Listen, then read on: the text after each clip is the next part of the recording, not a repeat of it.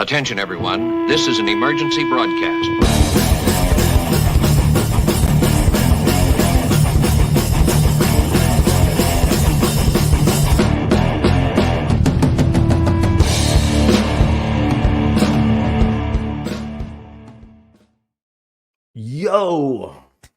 Ohio. What's up? It's me, Kyle, from the Kaijucast, and I am here with a very special live Daikaiju discussion for a brand new movie that's just come out in quotation marks because it literally has been out for probably a month and a half now altogether. And I am doing this special presentation with not just my Kaijucast co-hosts of Martin, what's up, dude? Hey, hello. And Gretchen. What's up? Hey, what's up, girl? Hey. Ohio Excellent to see you gozaimasu. both. Ohio gozaimasu. Yes. We'll just very quickly mention for anybody that might not know, I did move to Japan this month, and so we are broadcasting live on Facebook and on YouTube from Japan. I am, at least, and these guys have joined me. It's really good to have my Kaijucast co-hosts here. I'm happy that they are here. It's been great to be. I got to see these guys more than a few times last year. I guess that's technically still this year. Good Lord.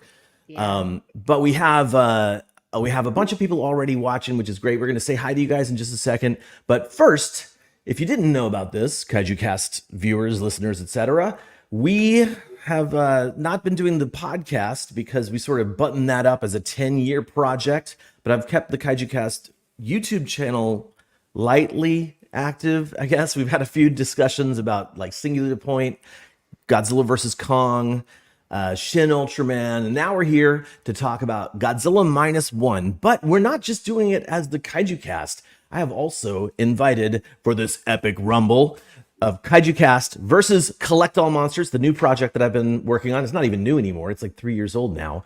And from Collect All Monsters, please welcome to the stage Mr. David Dopko. Hey. And our producer and sometimes co-host and always awesome dude, Jonathan Portman. What's up, guys? What's up? What's We're here. happening, We're doing it. everybody? What's happening, everybody? It's happening. The Kaiju It's Cast happening. versus Collect All Monsters. Not really versus. We're all on the same team. Yeah. I just like getting to hear our logo again. That was nice and very nostalgic. Right, Absolutely. Martin? It was so cool. Yep. It's just clickbait. We love each other. You know what I mean? It's not. That's right. That's right. Everybody's happy. Everybody's friends here. So first up, before we do anything else, I just very quickly wanted to make sure that everybody sees that there is a survey that we have sent out that basically is a quick 5-question rating survey. This is rating 5 aspects of Godzilla -1, which is, of course, the movie we're going to be talking about today. I posted a link earlier in the chat, but I'm just doing it again now. If you haven't filled that out and you have gone to see Godzilla -1, please just fill that out real quickly. We're going to be checking out the results of that later on in the broadcast, and I'm super stoked that we were able to do that this time. So let's go ahead and do a very quick chat room check-in and see who is watching live right now.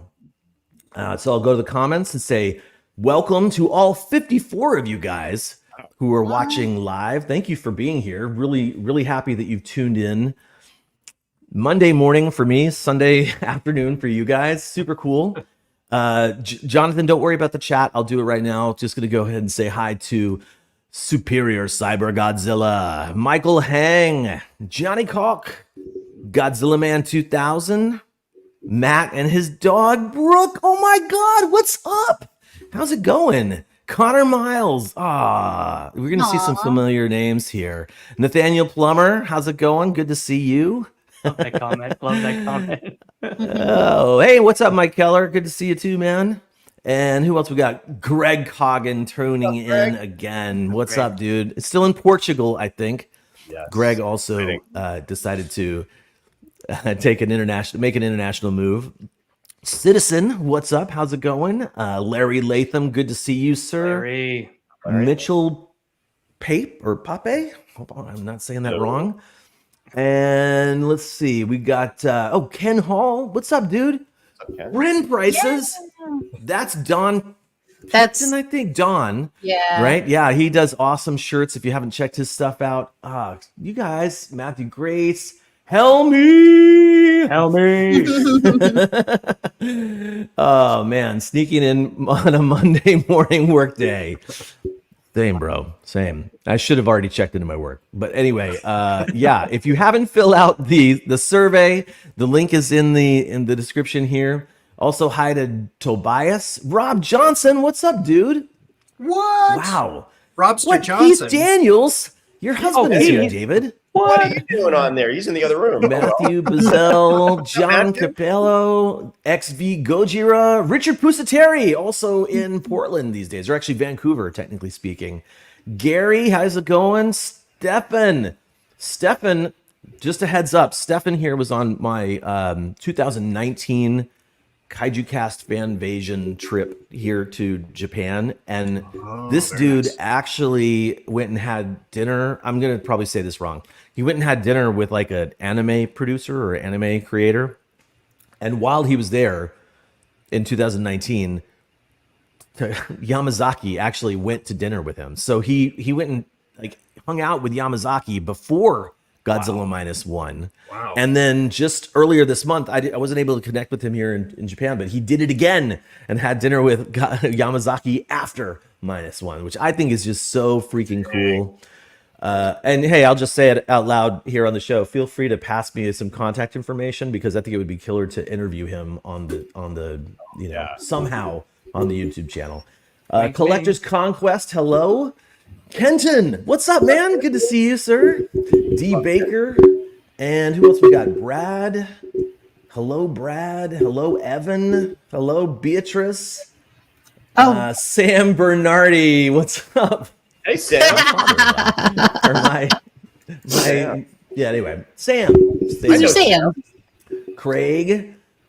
Stupid Sandwich is back. How's it going? Clancy, what's up, dude? Clancy. Oh, I would raise a beer, but you know what I'll raise? I'll raise a Boss Coffee because it's the morning for me. I swear. Mark, and who else we got here? Man, it's a ton of people. D. Duval, thanks for missing the Kaiju Cast. Leslie, he's just here for Gretchen.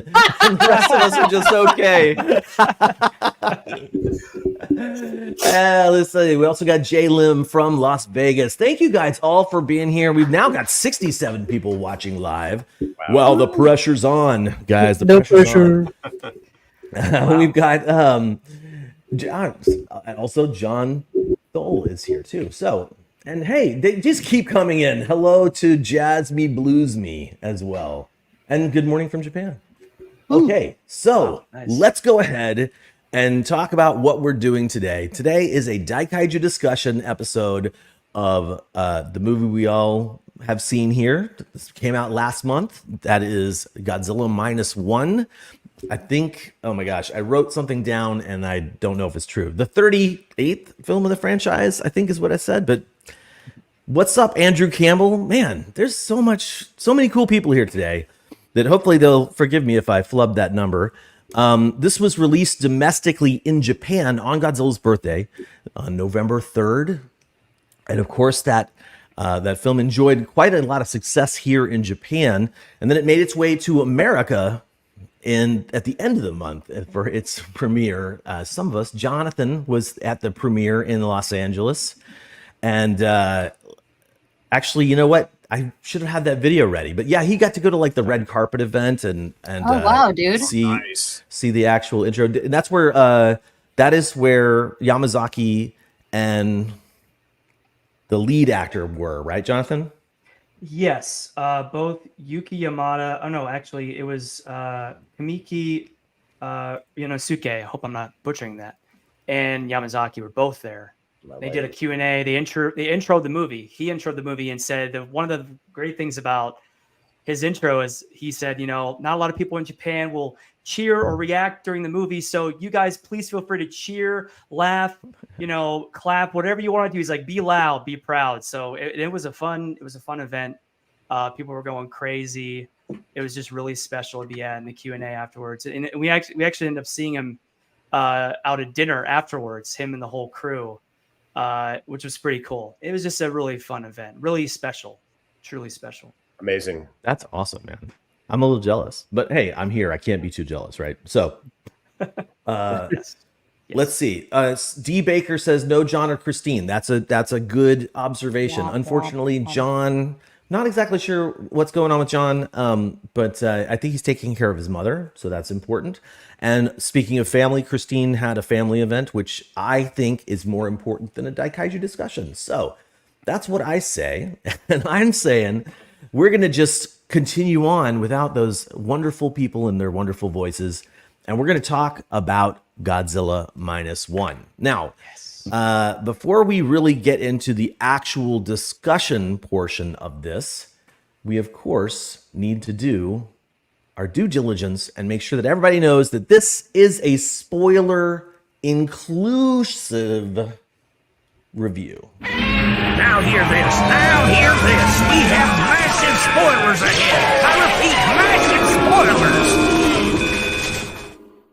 There you go. There's your warning, just in case. But we'll go ahead and get cracking here because I've got these lovely people waiting for me to start the broadcast the real way. So we've got our Daikaiju discussion happening.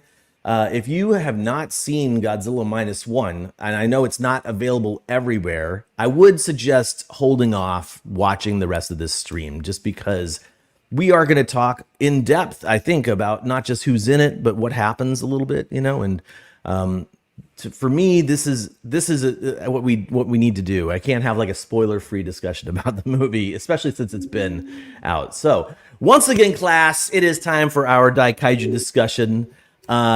Every few years, the Kaijucast gets together to do a Daikaiju discussion, and this is no exception. We are talking about Godzilla -1.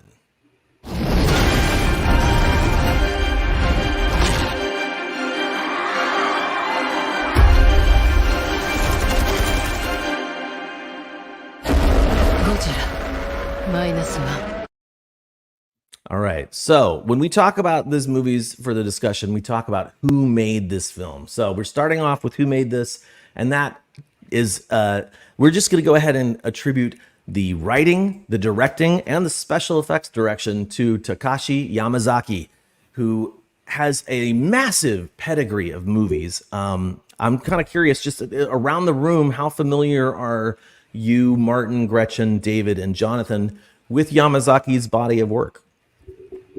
I've seen about 6 of his films. That's quite a lot, actually. I mean, especially not all of them are available in America. Although, actually, before a lot of them are. This, a lot more are available in America than I thought they were going to be. So we'll go through these as well. But David, Jonathan, Martin, any experience with Yamazaki? I've never heard of him before and seen any of his films, and now I want to find all the ones that are available to me in the States and watch them. I'm the same, Martin. I was familiar with him, but I didn't know his work. And now I'm going to dive in there. All these movies that Kyle's going to show, I'm stoked to learn about them, just like everybody else who's not familiar with his work. And I did see that one clip that he did that we all saw with the sort of 54-esque Godzilla. That's going to be in here too. But that's pretty much all I knew. But now I'm hooked and I want more. Yeah, I mean, you said it. This is my first official full movie that I've seen of Yamazaki's, and wow, like if that didn't convince me to see the other ones, yeah, I definitely have to. Now I've heard, obviously always on Sunset on 3rd Street, right? That one with the opening scene. I hope I didn't butcher the title, but the opening scene of the Godzilla in the 50s and the 40s, and that's the one. Yeah, I've seen that, right? I think a lot of people have, but in terms of full body of work, I got to go and watch. A couple of them on Netflix, like Dragon Quest and all, or Your Story, Dragon Quest. That's a good one. But yeah, I would recommend if you get an opportunity to see Parasite. The Parasite and Destiny are like tops. Well, let's talk about this man's body of work, starting with his debut, which is called Juvenile. or juvenile maybe, from 2000. So that's really when Yamazaki stepped onto the stage. This is basically a kids movie, and he's not the kind of director to shy away from working on kids movies. He then came out with Returner, which I actually remember we covered this on Henshin Online back in the day, and I remember watching it. I really enjoyed this. It's like a sci-fi film, time travel stuff going on. Totally worth checking out. Although I don't know if it's even available in like HD these days. He of course did the Always Sunset on 3rd Street trilogy. Now that's a 3-movie series right now. It might even go to more. Who knows? Clearly, this is where Yamazaki found some real strong footing, and he loves setting things in the Showa era. These 3 movies, while I have not seen them, I've seen clips from all 3 of them, and they are all set in the Showa era. David and I, way back in 2014, when we were in Japan for the filming of the Hail to the King documentary, we were literally spitballing in the room about like what we would like to see, and we both talked about wanting to see a remake of the 1954 Godzilla film, but doing it as a period drama and doing it fully like authentic to the period drama stuff. Like I remember specifically saying, I do not want to see somebody with like crazy anime hair and like fake Showa clothing. I want it to be realistic. I want it to be authentic, and that's what we got. What we did get, and that's what he set the stage for here in Always Sunset. If you have not seen it, there is of course this crazy scene in the second film where Godzilla basically attacks, and it's hard to describe, but he attacks. It's like a imagined scene. But moving on, he also has done quite a lot of genre pictures, pop culture stuff. So he has done Space Battleship Yamato, which is of course a classic, highly regarded anime from way back in I think the 70s and 80s. And yeah, he did a modern live action adaptation of that. He did not live action, but a CG animated Stand By Me, a Doraemon, who is like a hugely popular character here in Japan. And he also did a sequel to that. I would say both of these 2 movies are on Netflix, if anybody's interested. Going back in time to the 2014 times, though, he also took on Parasite, which Gretchen mentioned. Parasite's a manga, and he turned it into a 2-part movie. The first one in 2014 at the end of the year, and then the very beginning of 2015, he had Parasite 2. Here's one that Gretchen and I have seen: Destiny, Tale of Kamakura. This is kind of like a yokai movie, but it's so good. It looks cool. Yeah. It's not even kind of a yokai movie. It is a yokai movie, but it's almost like Spirited Away, where you watch Spirited Away, you're like, well, I know these are yokai, but they're not like classic yokai from Japanese like literature. That's kind of what this gives off vibes. And we're gonna touch on a whole bunch of these later on as well. But in addition to Destiny, he also did the Lupin movie recently. These are both in 2019, and the Dragon Quest, which Gretchen mentioned. Then this is one John Ruffin would suggest. This is the Great War of Archimedes from 2019, which is also a manga adaptation. Oh, Believe it or not. Yeah. And John suggested this one, and I tried to watch it, but my Amazon, which is on Amazon Prime, by the way, did not work out. I was enjoying it though. Period piece. And from what I understand, if you were going to say like this is the typical thing that Toho does, which is like you do a bunch of movies and then they're like, well, we want to see if you can work in our system. I don't know if that's what this was exactly, but Great War of Archimedes was sort of like the movie that he did right before he was hired on to do the Seibuin Amusement Park's Godzilla the Ride, which I believe was in coincidence with him being brought on for the director of -1. Now, I'm not going to be a jerk but and say, hands up, who's been to Godzilla the ride? Because I know I'm the only one here who has, except Helmy, who is in the chat. Helmy has actually been on the ride, I think more than I have. It is so cool. Godzilla the ride is one of those, it's like a big movie screen in front of you, and you are in these sort of hanging seats, and a big long row of hanging seats. Everybody down the row gets brought in after you are given a emphatic JSDF, Japanese Self-Defense Force, sort of like presentation about Godzilla attacking. Oh yeah, and Stefan was there too. Yeah. Anyway, so this ride is crazy. It's definitely set at the exact same time when Yamazaki was hiring his crew, his cast. One of his cast members, she wanted to know what Godzilla was going to be like, and he was like, actually, we're going to go to Seibu Amusement Park, and you should see Godzilla the ride, because it is pretty much the same Godzilla. Totally worth checking out if you have not been, by the way. Yamazaki, of course, is doing Godzilla -1. We had several posters for that. The movie opened, as I said earlier, on November 3rd in Japan. Here's the premiere with the big Godzilla head coming out of the truck in the back there. What a cast. What a cast. Seems like such a good group. We'll get to them in just a second. We're going to talk a little bit about the score, because the score was done by Naoki Sato, who is the composer.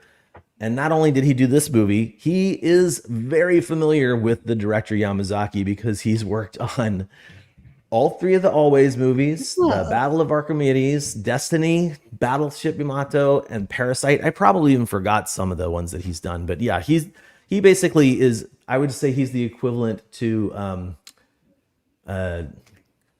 Anno's work with his composer as well, because they always do the movies and the movie and the score together. Let's talk about who's in this. Familiar faces, because I'm hoping to blow some minds here. You guys know about this guy, Ryunosuke Kamiki, as Koichi Shikishima. He is the deserter of his post in World War II, and is basically the main character that we see dealing with his trauma throughout the entire movie.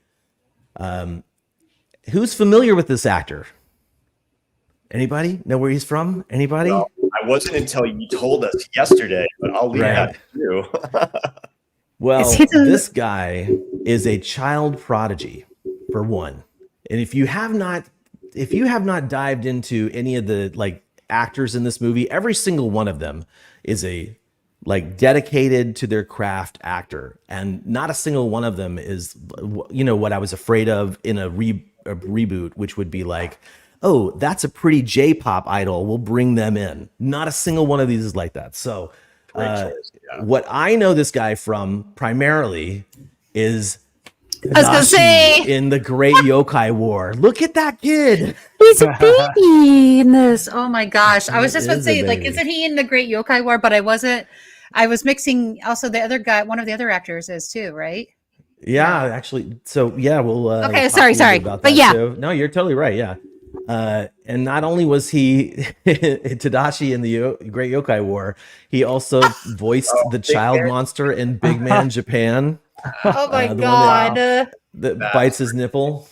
And then he was actually discovered in 2001. Actually, dude, seriously, I would highly suggest anybody, even if it's not all true, go to the Wikipedia page and look at Ryunosuke's his life, because he was born. I don't want to spend too much time on it. He was born and spent 7 months in the hospital before they let him out with his family, and then they said he had a 1% chance of surviving, and so his mom was like, well, we're gonna get him into acting, so he has there's a legacy where you can actually see his footprint in time. And then he just killed everything. He has been in so many things. And like I was saying, he was discovered in 2001 by Hayao Miyazaki to do voices to do voices for Studio Ghibli productions. There he is. He's played Bo, Markle. Wow. That is the kid from Arrietty, whose name I'm forgetting. And that last guy, I think, is Peter for... no, he was not in Megaguirus Stupid Sandwich. Sorry. But he was also in... Oh, no, that says Big Man Japan. I forgot to edit that out. Forget the Big Man Japan part of that down at the bottom, because that is wrong. That is a fossil of an ichthyosaur that he actually found when they were filming a movie. So this dude has has paleontology credits to his name. It's wild. It's wild. We're gonna move on to Minami Hamabe, and she played Noriko Oishi, who is essentially the friend / love interest in this movie, and she is familiar. She should be familiar to you because she was in Shin Kamen Rider earlier this year. If you've seen that. Now, if you haven't seen this is actually the actress that that Yamazaki was like, oh, we're going to the Seibu amusement park, so you can see how this Godzilla is going to work. She has been in other movies that Yamazaki did, like The Great War of Archimedes. Oh. Next up, we're talking about the naval mechanic. This is Munetake Aoki, who played Noriko Oishi. Oh, I said that wrong too. Man, I did a terrible job of editing everything here.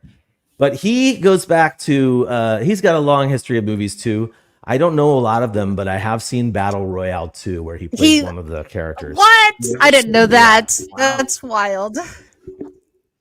All right, so let's talk about my favorite of the Shinsei Maru crew, and that's Kuronosuke Sasaki. This guy, I loved him in the movie. He's got a very, very excellent just screen presence. Everything when he talks, it's like I want to hang out with the guy in a sense. He sounds like he's a little rough around the edges. My kind of guy. Anyway, he was in 20th Century Boys with I think some other actors that were in this as well.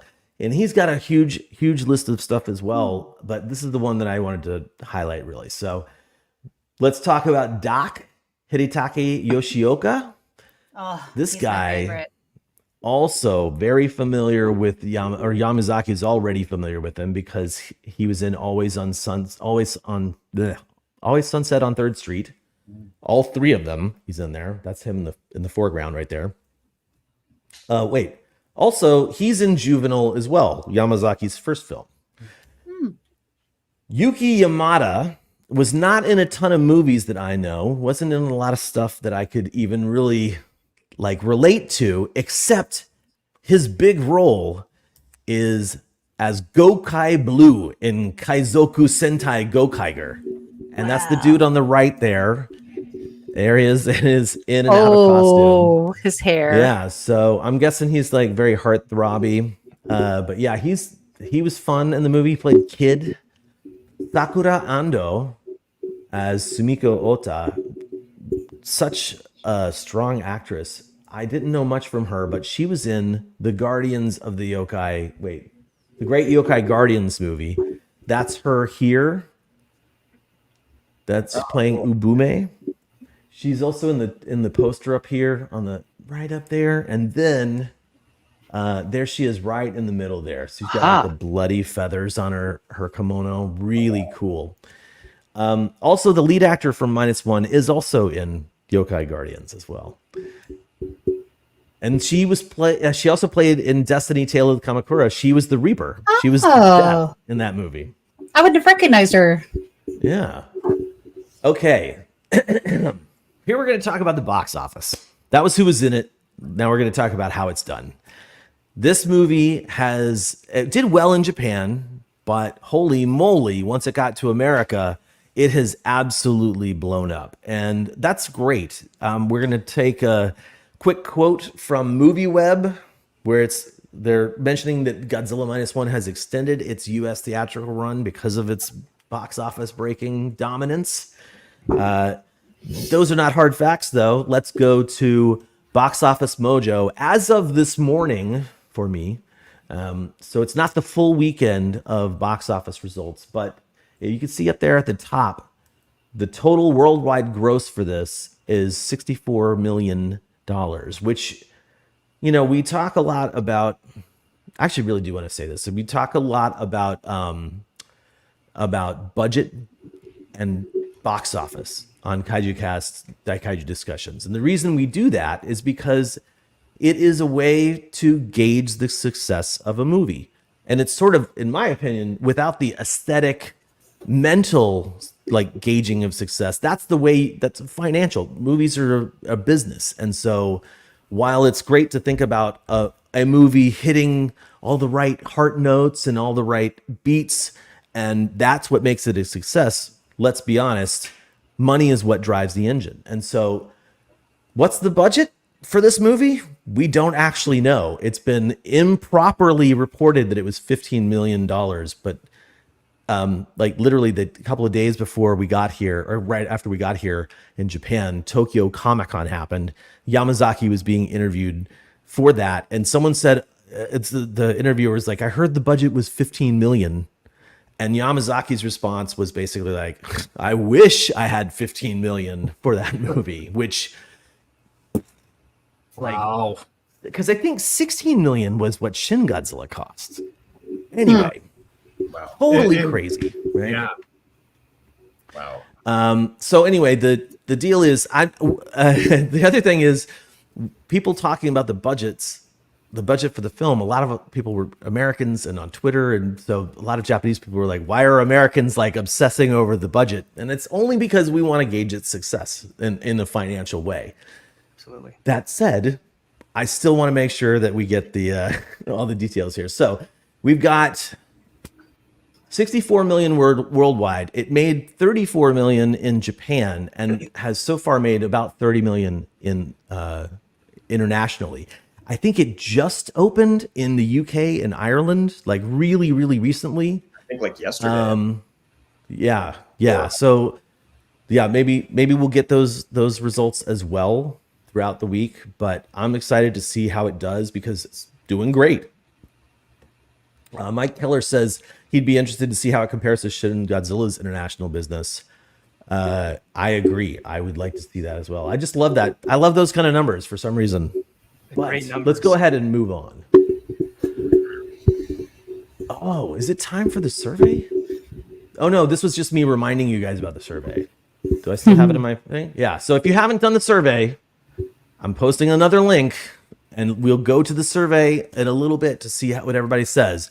But this is the time where we are going to start talking about the plot, talking about the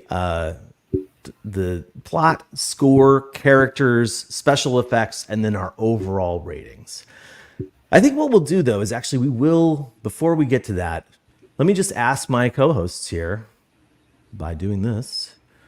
We'll go one by one. I'll start with Martin, and then we'll go to Gretchen, then we'll go to David, then we'll go to Jonathan, and we'll just quickly hit each one of these real quick. So, Martin Vavra, let me give you the center stage here and ask you, overall, what did you think of the plot of -1? If you have to give it a rating, 1 through 5. 1 through 5. Just the plot. The plot, I would give it a 5. All right. Gretchen? Let's see. I would say a 4. All right. David? I'm going to give it a 5 as well. And Jonathan? At a 4.5. Ooh, 4.5. I actually think 4.5 is what I would say as well. I think it's really quite incredible. Like what David and I were talking about back in 2014. It hit those notes for me in terms of a reboot of the 54, but setting it before 54 was interesting and different and kind of a little weird, but not in a terrible way. Just different. Really great in terms of what I would like to see in a Godzilla movie. I didn't think there was any negativity at all that I wanted to share at all. Let's see here. So I'm going to try and do this. Aw, thanks. Nathaniel Plummer's going to give us all a 5. Thank you for that. Aw. What a sweetheart. Thank you. All right, so let's see if I can do this. Can I shrink this down? No, that doesn't work. All right. I'm going to share a screen. And you probably see this also. Evan has said that they've announced it in Mexico too. Oh, that's great. Oh, That is nice. good. All right, so I'm going to hit the refresh on this and share that. So we asked, what do you think of -1 and the plot? And so far we have, oh wait, how many responses do we have in total? We had like 67 at the beginning of this. And so here we have 82. Wow. Wow. I don't know what to read from this. There's a lot of people who gave it 5 out of 5. Wow. Only 12.7%. That's 86 people. 86% gave it a 5 out of 5. 12% give it a 4-star. And then 3, what is that? That's such a tiny little number there. It is. Yeah, only That's 5 only. That one person was like, eh. One person was like, one you know person what? was like, I'm eh. bucking the trend here. Okay? Right. And that's okay. That's okay. You don't have to agree with us entirely. That's actually why I wanted the survey out there, is because I know not everybody loves this. You know, I was not hoping, I don't know, kind of hoping that somebody would be like, I freaking hated it. 1 star, 1 star, 1 star, just to have that breadth of content. But hey, I'm very happy that people are loving this movie very much. You know, to me, that is a great sign of a great movie. And so before we move on, Helmy says he knows some people that absolutely hated it. And I do know some people that took issue with it. I know a friend of mine, I don't want to call him out though, a Japanese friend of mine did not enjoy the revisionist history type of storytelling. But for me, what this movie gave me in terms of plot alone was an anchor point to a real event, you know, the end of World War II. It included some key points that I think don't get talked about as much as they should regarding World War II. And I am not a history buff at all. But for me, I just think that the fact that they brought up all these issues that happened with World War II and Japan, like this is a little bit touchy to some people, I think. But did you guys know that actually dropping the bomb on Japan wasn't really necessary, that they were already like close to surrendering as it was? And so, you know, there's forgetting about the bomb portion of it, the fact that they talked about how Japan was in a real bad state at the end of the war. They weren't able, people were starving and people were dying, and they weren't blaming America. They were blaming the Japanese government at the time. And I really did. I liked that. Like, I'm not wanting to throw blame around. I'm just saying, like, I liked that was an aspect of the movie that they talked about. It seemed a very mature conversation to have.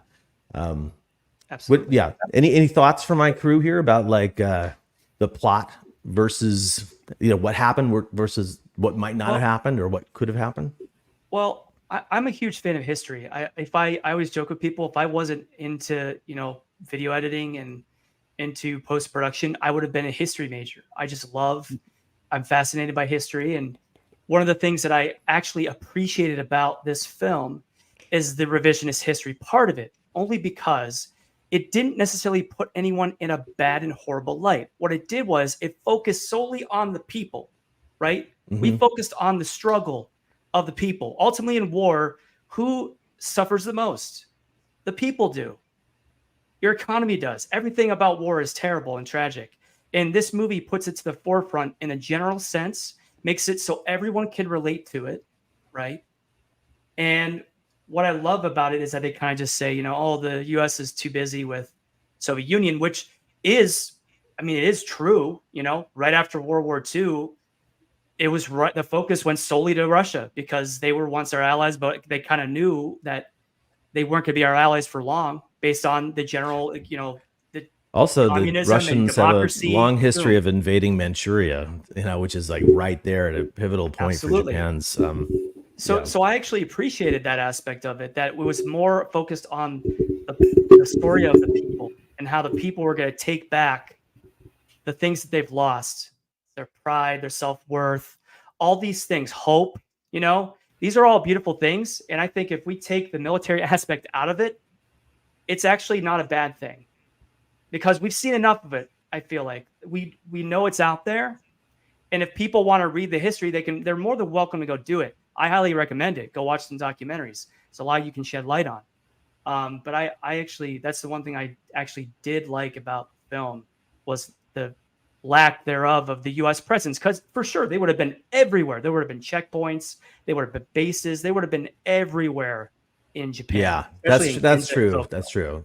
I think Matt Alt from his book, if you don't know it, is called Pure Invention: How Japan Invented the Modern World. He's also on a podcast called Pure Tokyo Scope, which I listen to. And I didn't read or listen to anybody's reviews of this at all. Everything is my own research looking into it. I'm assuming everybody felt the same way I did. Just kidding. But I think that one of his things was he was like, it was weird that there was no American presence in it. The only thing you got was like that quick like montage of where you got a voiceover of like American newsreel type or military footage where they're tracking Godzilla. And that I liked it very much that you know, I didn't feel like, because I think if you do put the American aspect into it, there's definitely, there could be either a praise situation because of the position that Japan was in at the end of World War II, where America was basically helping rebuild it. But there was also the slightly oppressive aspect of it too. So it's I think it's a smart decision to not focus on American interaction so much. So I can say something about the plot too. Please. As you said earlier, Kyle, you and I talked about this in 2014. This is the kind of plot that we were hoping to see. We were hoping to see this, and it took 2 viewings for me for the plot, like the emphasis that the plot was really trying to hammer was the emphasis on survival. And at first, I thought maybe the ending was a little bit hokey when all of the citizenry came to sort of aid the operation when it was failing. It was a little bit like, I thought at first it was a little bit like, Star Wars, the Rise of Skywalker, when all of the planes sort of came to help. But then upon my second viewing, yikes! I know. Hey, that's really and it's not really necessarily negative. Once I watched it a second time, I thought that it was really hammered the emphasis on hope and survival and taking matters into your own hands, not relying on the Japanese military, definitely not relying on any other countries to help them. They had to take matters into their own hands. It was all about them and their country and their survival. And it really, it emphasized hope and survival and all throughout the whole thing. That was the main motivation for every single character. And I just love the plot was set. It was a period piece, which is what I really wanted. I don't know. I had a whole bunch of things to say. Now it just escaped me. But I love the plot, and like I said, it was pretty much exactly what I was longing for. This was the plot that I was hoping to see in a Godzilla film. Right on. Anybody else want to comment on the setting, the plot? I have a comment on it. Yeah, go ahead, Gretchen. I was just going to say, for me, the plot was simple. And I think that's part of what I was like, it's a 4 out of 5. It was not a story we hadn't seen before. It wasn't anything completely new. but it was new to a Godzilla story, absolutely. But it wasn't new as a cinema experience. You know what I mean? Yeah. But not negative, because I mean, obviously, I love the film, but just Yeah. saying. I'm just glad it wasn't like a shot-for-shot remake of the Oh, 54. right. That's Like, I was a little bit 'cause worried at first. At first, I think David and I kind of wanted that. We wanted an actual remake of the 54, but I think Yamazaki delivered something that I wasn't expecting. And I do love that when I'm like, oh, I'm expecting this, and it subverts my expectations. And so, as you guys, as Collect All Monsters crew knows, I saw the first trailer and then I went la la la la la la la la, and I ignored everything else after that. I couldn't do that. I tried so hard. It's really difficult. You gotta delete Yeah, Facebook off your phone and stuff. I had to know certain things. My other silly thing about the plot was that when I first became a member of the Kaijucast, my first assignment was talking about the Bechdel test, and to be honest, this fails badly. The two women in the film barely speak to each other for longer than 30 seconds. Mm-hmm. And it's all about children and family and life and things like that. But that being said, that was my my one caveat to my old Kaijucast days. The Bechdel test. The Bechdel test. Such a what were you going to say? Small bar. It's true. So Pete. Cheater. So to me, this is not a plot heavy film. This isn't we've got a MacGuffin, get the thing. We've got to go to the thing. We got to, this, which is really odd to say in something that's, a monster movie. There are plot elements to what people have to accomplish as they're dealing with this problem. But these characters and the situation, I think, are really in the forefront of it, and the redemption arcs of these stories. Exactly. I personally would really struggle saying that this is a revisionist history. Now, that's super easy for me to say because I'm obviously not a part of the culture of Japan or very aware of a lot of things. So from an external point of view, as soon as Koichi is on an island and at night there is, a 20-foot monster that's running around eating them, we're not following the end of World War II as a history that we're all aware of. Mm-hmm. We're on a completely different track, and everything else that happens with that is not about going back and seeing if our history is accurate or somebody else's perspective on MacArthur and in the Pacific and how our allegiances and rebuilding, none of that's all out the window. Mm-hmm. We're in a totally fictional world. And again, that's just really easy for me to be able to say. But that's how I view this story. That's what I took from it. Right on. All right. Well, I think this would be a good time for us to move along to the score. So let's quickly do the same thing and ask my co-hosts here. And we'll start with Jonathan, because I know he loves the movie music from kaiju movies. So, Jonathan, give a rating of 1 through 5 of the score, please. 5. Instantly 5. Do you want me to expand or no? You can expand. Go ahead. Expand. Please expand. It was 5, and then I was like crickets. I don't know what to say. No, honestly, 5 point. No.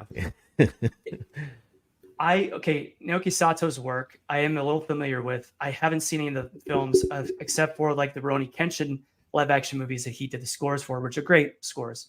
But he did some anime scores that I really enjoy. And very heartwarming and very emotionally impactful and just very fun, good movies. Sword of the Stranger is one I definitely highly recommend. That's a really awesome, solid anime film. This movie, the score was it was almost more about the sound design elements at times to me, sort of on the lines of Dunkirk or a Hans Zimmer. It was a lot more grander. It was a lot more open. It wasn't about all the marches and kind of the simplicity in that sort of space. It had a lot of complex fullness to it. I love the almost ethereal sounds, the godlike sounds of Godzilla. Like, you know, behold him, like something we have not seen, this foreign entity that is just wrecking everything. And then we get some nostalgia with, you know, Akira Ifukube, which has made me just completely believe that, like many things, like Hulk Hogan is a wrestler or whatever, you cannot remove that sound, that familiarity from Godzilla. It has to be there in some way, shape, or form. Now, the ways that it's executed at times, it did throw me off a little bit, but I loved every single second of it. The Mothra versus Godzilla main title, I know. the Godzilla Fantasia at the end, you know, literally verbatim, like the entire thing just fits so well. The one thing I will say about the score, one of my favorite aspects of the score and why I gave it such a high mark, is when I saw it for the first time, when they're about to enact, you know, the plan in the ocean, and he's like, commence, you know, I forget what the plan was called at the top of my head right now. But then we hear the famous military march that was originally in the original film for the military going after Godzilla. It was like dun dun dun dun dun dun dun dun. And then, you know, years later, he would create sort of that as a slower tempoed version of a heroic Godzilla theme, and it kind of stuck. That kind of just stuck with Godzilla. It was like, okay, this is Godzilla's now. But I love how he took that piece of music and he brought it back to the people almost in their inaction of going after Godzilla. I love that. That was one of my favorite aspects of it, just grinning from ear to ear. So yeah, I mean, there's a lot more I could speak on about it, but I don't want to take everyone else's time for sure. But I just mainly loved everything about the music in general. Let's actually ask David what he thought. I know he's also a big fan of the music. Totally. And I also give it a 5, 100%. Now, let's just start with the bottom line. Godzilla is iconic, like James Bond. Imagine a James Bond movie without the James Bond music incorporated in some aspect of the film. I thought that I got goosebumps when I heard the classic Ifukube music. I loved the way it was incorporated with the modern score. It was kind of seamless, and it was absolutely necessary, I think. Some of the choices were a little bit surprising to me. And like you said, Kyle, I was expecting something else, but what I got, I really liked. And I liked the choices. Like Jonathan said, we heard the Mothra versus Godzilla suite in there. We also heard the Faroe Island music when they were doing that final, operation. And I thought that was an interesting choice. I loved it, but it was a very interesting choice. And of course, Godzilla Fantasia is always been one of my favorite, pieces. But I thought it was fantastic. I would have liked to have heard the Frigate March. I'm not sure if you guys are familiar with it. They also reused it in Monster Zero. It's basically Yep. Yes. Yeah. It's a version of Kishi Mai. Thank you. Yep. Excellent. That Nicely Very done. good, Kyle. Very good. Thank you. Sorry, we can't play music on this because of the YouTube copyright stuff. So I'll just hum along. Fine job. You did a fine job. I think that would have been such a nice nod to the original, because that's the first time we heard that music. And in the original Godzilla, it's the same piece, but it's more somber. It's got a hopeful tone, but it's got a little bit of somberness to it. So I would have liked to have seen that incorporated at some point in the film. But again, these are teeny tiny things that would have made it like if I were making it. But I thought the score was great. I was not disappointed. Even the newer stuff, I really enjoyed. And I love the fact that they were courageous enough to do silence at the end. Like there was a part of the film and that silence went on. It was probably like only a few seconds, but it was an interesting choice that I've never seen in a Godzilla film before. It added to the impact of that. Yeah. I like when movies do that, when all of a sudden you're like in silence when you don't think you should be. And it's so that you either focus on some specific thing or clear your mind. I'm not exactly sure what Yamazaki's motivation was for it, but it was wonderful. And it worked. It worked. And getting back to the plot, I know what I wanted to say before, if I may, really quick.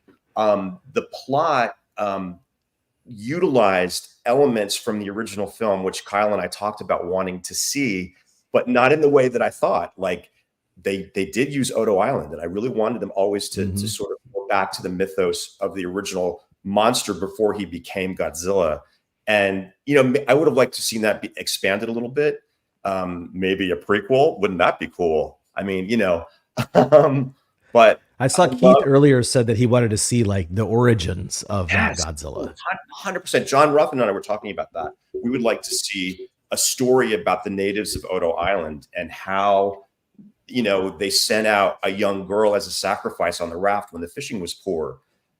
Something like that, not necessarily needed in this particular film, but that's just something that I would like to see.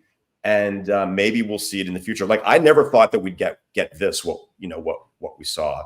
And I was hoping to see a trilobite somewhere. But again, like you said, Kyle, so well, we expected to see, stuff from the 54 film, but it wasn't like a rehash of it. It was its own thing. They utilized it, but in a new way, which I thought was brilliant. Then they didn't use any names. There was no Serizawa. There was no Ogata. There was no Dr. Yamane. But, the archetypes were still in place for the most part. So anyway, I'm taking up way too much time. Back to the score. 5, definitely 5. I loved it. It was great. All right. Martin and Gretchen, as Kaiju casters, you're familiar with quite a lot of Godzilla music that's been played on the show. Martin, what'd you think about the score, the soundtrack for Godzilla -1? I thought it was a 5. I really, really loved it. And I don't know the soundtracks nearly as well as everyone else here. But I know the familiar stuff. I remember there was a place in the film where I'm watching and I'm listening to the music and I'm hearing all of this stuff. And I remember thinking, man, this would be so cool if the Ifukube stuff there it is. And it was in just the right places and it was just the right stuff. It was really great. How about you, Gretchen? Oh, definitely a 5, my dude. My husband's a good sport. He went to see this with me. He loves Godzilla as well, but I leaned over and grabbed him the second that Akira Ifukube score hit. I started crying. Like, I was so ready for it. It brought it to the realness for me. Like, that was the moment when I was like, this is a Godzilla movie. Like, really, Amen. I feel this moment. And that was like the beginning of my waterworks. Like, when he hit the Ginza strip, the music hit again and I was like, oh, it's so good. Like, it was everything I wanted to hear. That modern mixing as well as bringing in that classic feeling to not be pandering and not be fan servicey, but definitely to bring this back into the moment of like, we are watching a Godzilla film and this is where its origin is. That's really well. So my score for the score is 4.5. And Jonathan and I talked about this before. I didn't ask you guys earlier, so I'll do it right now because for me, I saw the movie twice. The first time I saw it, I went into Tokyo and saw it at the Shinjuku Gracery Toho Cinemas. That's the hotel that has the Godzilla head. And I did that because I needed to go to work and have lunch with people, and I needed to go see the Godzilla movie immediately afterwards. So I watched it unsubtitled. And so that actually, many times during the Millennium series, I would watch the film unsubtitled first, just to sort of absorb it all.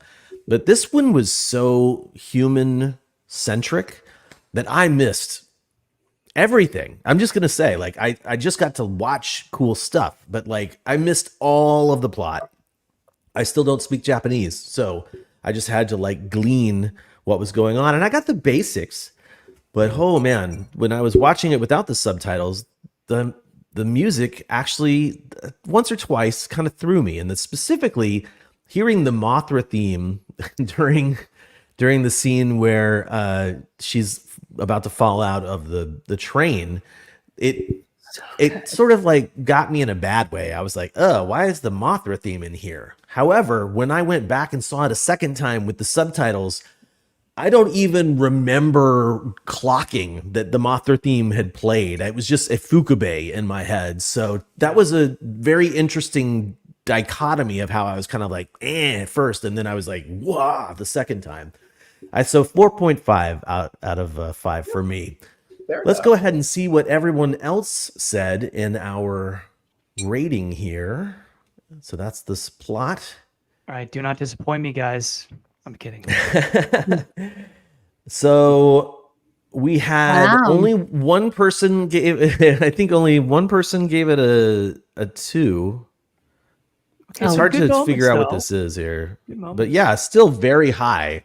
Yeah. Most people really loved it, and other people pretty much loved it. So like, yeah, solid score is where I thought most people were going to land for this, but I'm really happy that a lot of people are interested in the Fukube inclusions too. If I may would say one thing, I feel like that's Yeah. one thing every Godzilla fan or a fan of these films can kind of agree on, is that regardless of the film and the franchise, sans a few, I will say, at least in my opinion, that the music will never let you down in these films. At least for me, that is mostly the case. Like, even if we're going in the 70s in some more wilder ones, you know, like Godzilla versus Hedra, you know, or say Godzilla's Revenge, you know, Kunio Miyauchi from that.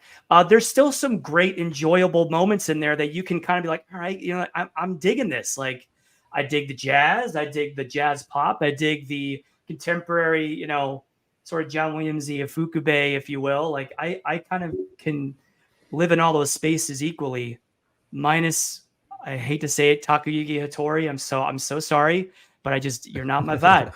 You've just never been my vibe. But other than that, you know, even still, there's some tracks in those movies that I'm like, okay, this is kind of cool. That's one thing that will never let you down in a Godzilla movie is the music. Yeah. We had a request from Evan to move over the screen so you can see the totals. Yeah, so 3 people gave it 2, 5 people gave it a 3, 54 people gave it a 4, and 36 people voted for 5 out of 5. Rad. Very rad. Anybody else want to talk about the score before we move on? Well, Johnny Cox said something interesting in the chat. He said when he was watching and he saw the audience members when Godzilla theme came on, don't, the heads were bobbing, you know? And Nice. my head was bobbing. I got goosebumps. And, you know, John Ruffin and I are the 2 kids when we're a little bit older. We used to put tape recorder up to the TV to record Godzilla soundtrack. So again, for me, the inclusion of Ifukube in this film, like Gretchen so eloquently said, all of a sudden it's letting us know, guess what? We are watching a Godzilla movie, even though we knew we were watching a Godzilla movie, but it's got to be there and some capacity. It doesn't have to be the whole thing. Doesn't have to be, you know, like fan service, like some other movies, some other recent movies include that. I'll just leave that to your imagination, but it needs to be there on some level every time a Godzilla movie comes on, in my opinion. Right on. Yes. All right. Well, let's go ahead and talk about the next item, and that would be the characters. Ooh. So I'll make myself big here for a second. I will say, as someone who ran a podcast dedicated to this genre for many, many years, I saw a lot of opinions about humans in Godzilla movies versus monsters in Godzilla movies. And if you did not realize this, my belief is that you need powerful human drama to move a movie forward into the right realms. And, you know, I love these movies. I love all the Godzilla movies. And I feel like over the years, you know, my connection to these characters comes and goes, is stronger in some and weaker in others. But for the most part, I was like, you know, I love the characters in the Godzilla movies overall. Little did I know that Yamazaki's work has been building up to this, because I have never, ever, ever been able to connect with so many characters in such a strong way as I was with Godzilla Minus One. I think I've said this on the podcast a lot. Like, a lot of times when I've seen Japanese films where the people are really emoting, it sometimes falls flat with me, right? I'm like, whoa, that's a big anime yell. Came out of nowhere, dude. Not sure why you did that. Not the case with Minus One. I absolutely feel like I could sense or I could connect and feel that these people were dealing with trauma in a way that I wasn't even prepared to see. And I loved being able to make those connections. And I walked out of that subtitled print screening and I was absolutely blown away. I thought that it, I didn't think that Yamazaki was going to deliver that well. And I was happily wrong about that. I really think that this has the strongest character work, the strongest connectable humans in any Godzilla movie. I agree. In its entirety. Now, and there's no kiddings. Before all the hate mail comes through the hate comments come through, let me just go ahead and ask Martin. Gotta get ready. My filmmaker friend here, what did you think of the character development and writing for the characters in this movie? And directing while we're talking about it too. So as everybody who has paid attention to the Kaijucast for its 10-year run will know that I was always the naysayer to some degree. I didn't grow up with these films. I didn't have the same type of affinity and affection that carried into my later years of watching these. Sometimes I was watching these films for the very first time. And I can tell you that in a decade of watching these films, I never once, I have absolutely no memory of ever being connected to any of the characters or any part of that. I just didn't. This film is so good. I love these characters. I love this direction. I really loved these characters and the arc. I love good redemption stories. I love good setup and payoffs. It was so excellent. It was excellent to the point where, knowing that I was coming on here, I had to purposely dig deep to find two gripes. Like, I literally had to force myself to find two gripes just so that I could have something maybe to not completely 100% fawn over something. This is the kind of Godzilla movie that I feel like I've waited my whole life and wanted to see. I love these characters and I love that direction, and I can leave it there. Wow. Fantastic, man. High marks for Martin. Gretchen, what did you think about the character work in this movie? Wow. Well, I can't say anything as awesome as Martin about like character development or whatnot, but honestly, I would say that I thought that everybody was real.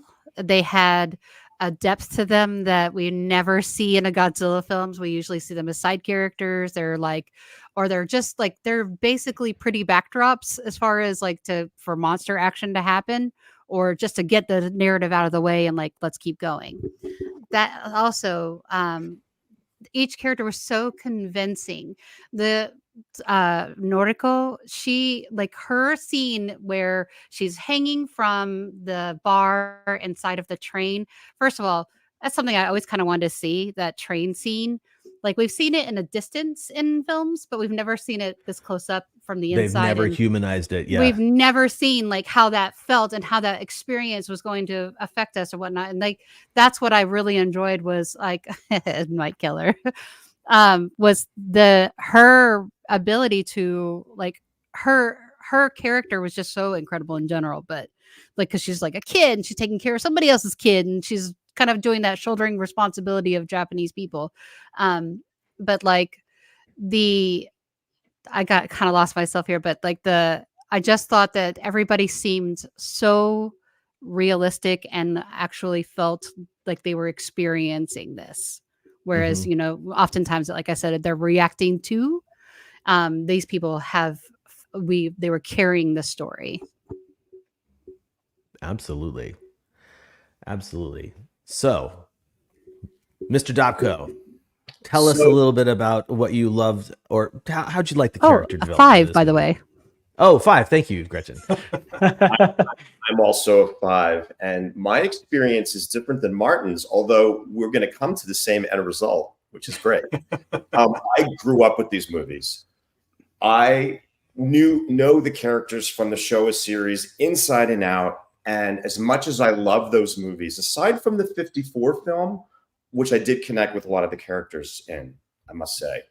Aside from that film, most of the characters in Godzilla films are sort of one-dimensional. Now, I'm going to get hate mail for this, I'm sure. There's archetypes that are always present. There's the scientist, there's the comedy relief, there's the heroine, there's the hero, etc. Every single Godzilla movie has that sort of formula with varying levels of depth to the characters. We can all agree to that. Now, having seen this movie, like Martin said, this was the one I was waiting for. I connected to so many characters, and the character arcs were just phenomenal. Like Sumiko, not a major character, the character who started off bitter, angry, like frustrated. Her character arc is huge, and she became a whole different person. And of course, Tachibana, with his arc again was like crazy. He sort of grasped onto the theory of, I want you to live now. I want you to survive. Even though everybody else is dead, I want you to survive. And I thought that character arc was just phenomenal. But there was nothing I would change about the characters at all. They were all, there was a little bit of comedy relief in there, very brief. It was like nothing overt, but I think each character had different levels to them, which was lacking in many Godzilla movies, for better or worse, up until this point. And again, I hope this trend continues. And I disagree when people say, "Oh, I just want to go see the monster action. I don't care about the human characters." To me, that's nonsense. I want to see. I want to be engaged as much when the monsters are not on screen, or monsters not on screen, than when the monster is on screen. So, definitely 5. Bravo to the directing and to the acting, and they deserve all of the accolades that they're bound to get. Fantastic. Jonathan Portman, tell us what you thought about the character development in -1. 5. I mean, everyone has said basically the same sentiments. The acting in the characters in this film was top notch. It was, in terms of the characters, the best we've ever seen in a Godzilla movie. I mean, the fact that you have characters with such complexity, like David said, there tends to be a lot of one note because we're moving the action along. Godzilla movies are very specific, right? They're telling a very specific story, and it's totally fine. Like we're down with those, right? But in a movie so heavy with so much subtext, so much context and complexity, and you need strong actors who can convey strong performances as their characters. And every single person, up into even down to Shiro, at the end, like I feel for Shiro as a character. Like every single person is real in this story. That's the one thing I think that may be the solidifying factor, as most Godzilla movies. Yeah, there's you could say every character is real in a movie, right? They all are written to be a real person, but in terms of like how they are presented in a reality as dark as this, everything about it I loved. And the directing, I think that goes hand in hand. There's some really cool subtle moments with the directing. We'll get into that, I'm sure. But we get into it now, honestly, because the way I feel about it is that. Sorry, let me do this. The way I feel that movies should be judged on this is there are the director, and in this case, who is also the writer, is imparting his wishes and what he wants to see to these actors, and those actors are taking his direction and then giving us what they think he wants, and also how they want to portray their characters. And so it's very easy for someone to look at any movie, not just a Godzilla movie, any movie, and find flaws in a character and point at the actor, right? This is possible, but I think it's a much broader spectrum kind of issue where if you're having an issue with a character and their character development or the way they're written, it is about the direction, it is about the writing, and it is about the acting. All three of those together, and even the editing and the sound design, everything about it. To me, these characters were so well formed into actual people that were living in my brain by the end of the movie. I mean, just quickly around the room, how many Godzilla movies have made you cry? And if they've made you cry, was it because of the characters, or was it because of like the monster, like in Destroya, right? We were talking yesterday about Satsuma's performance as Godzilla in Godzilla versus Destroya, and when Godzilla tries to resurrect Godzilla Jr. and can't, and like kind of like roars out of anger. That was like one of the only times that I've like felt like, oh my gosh, Godzilla's been like personified, and like it cut me to the core. But that's the monster.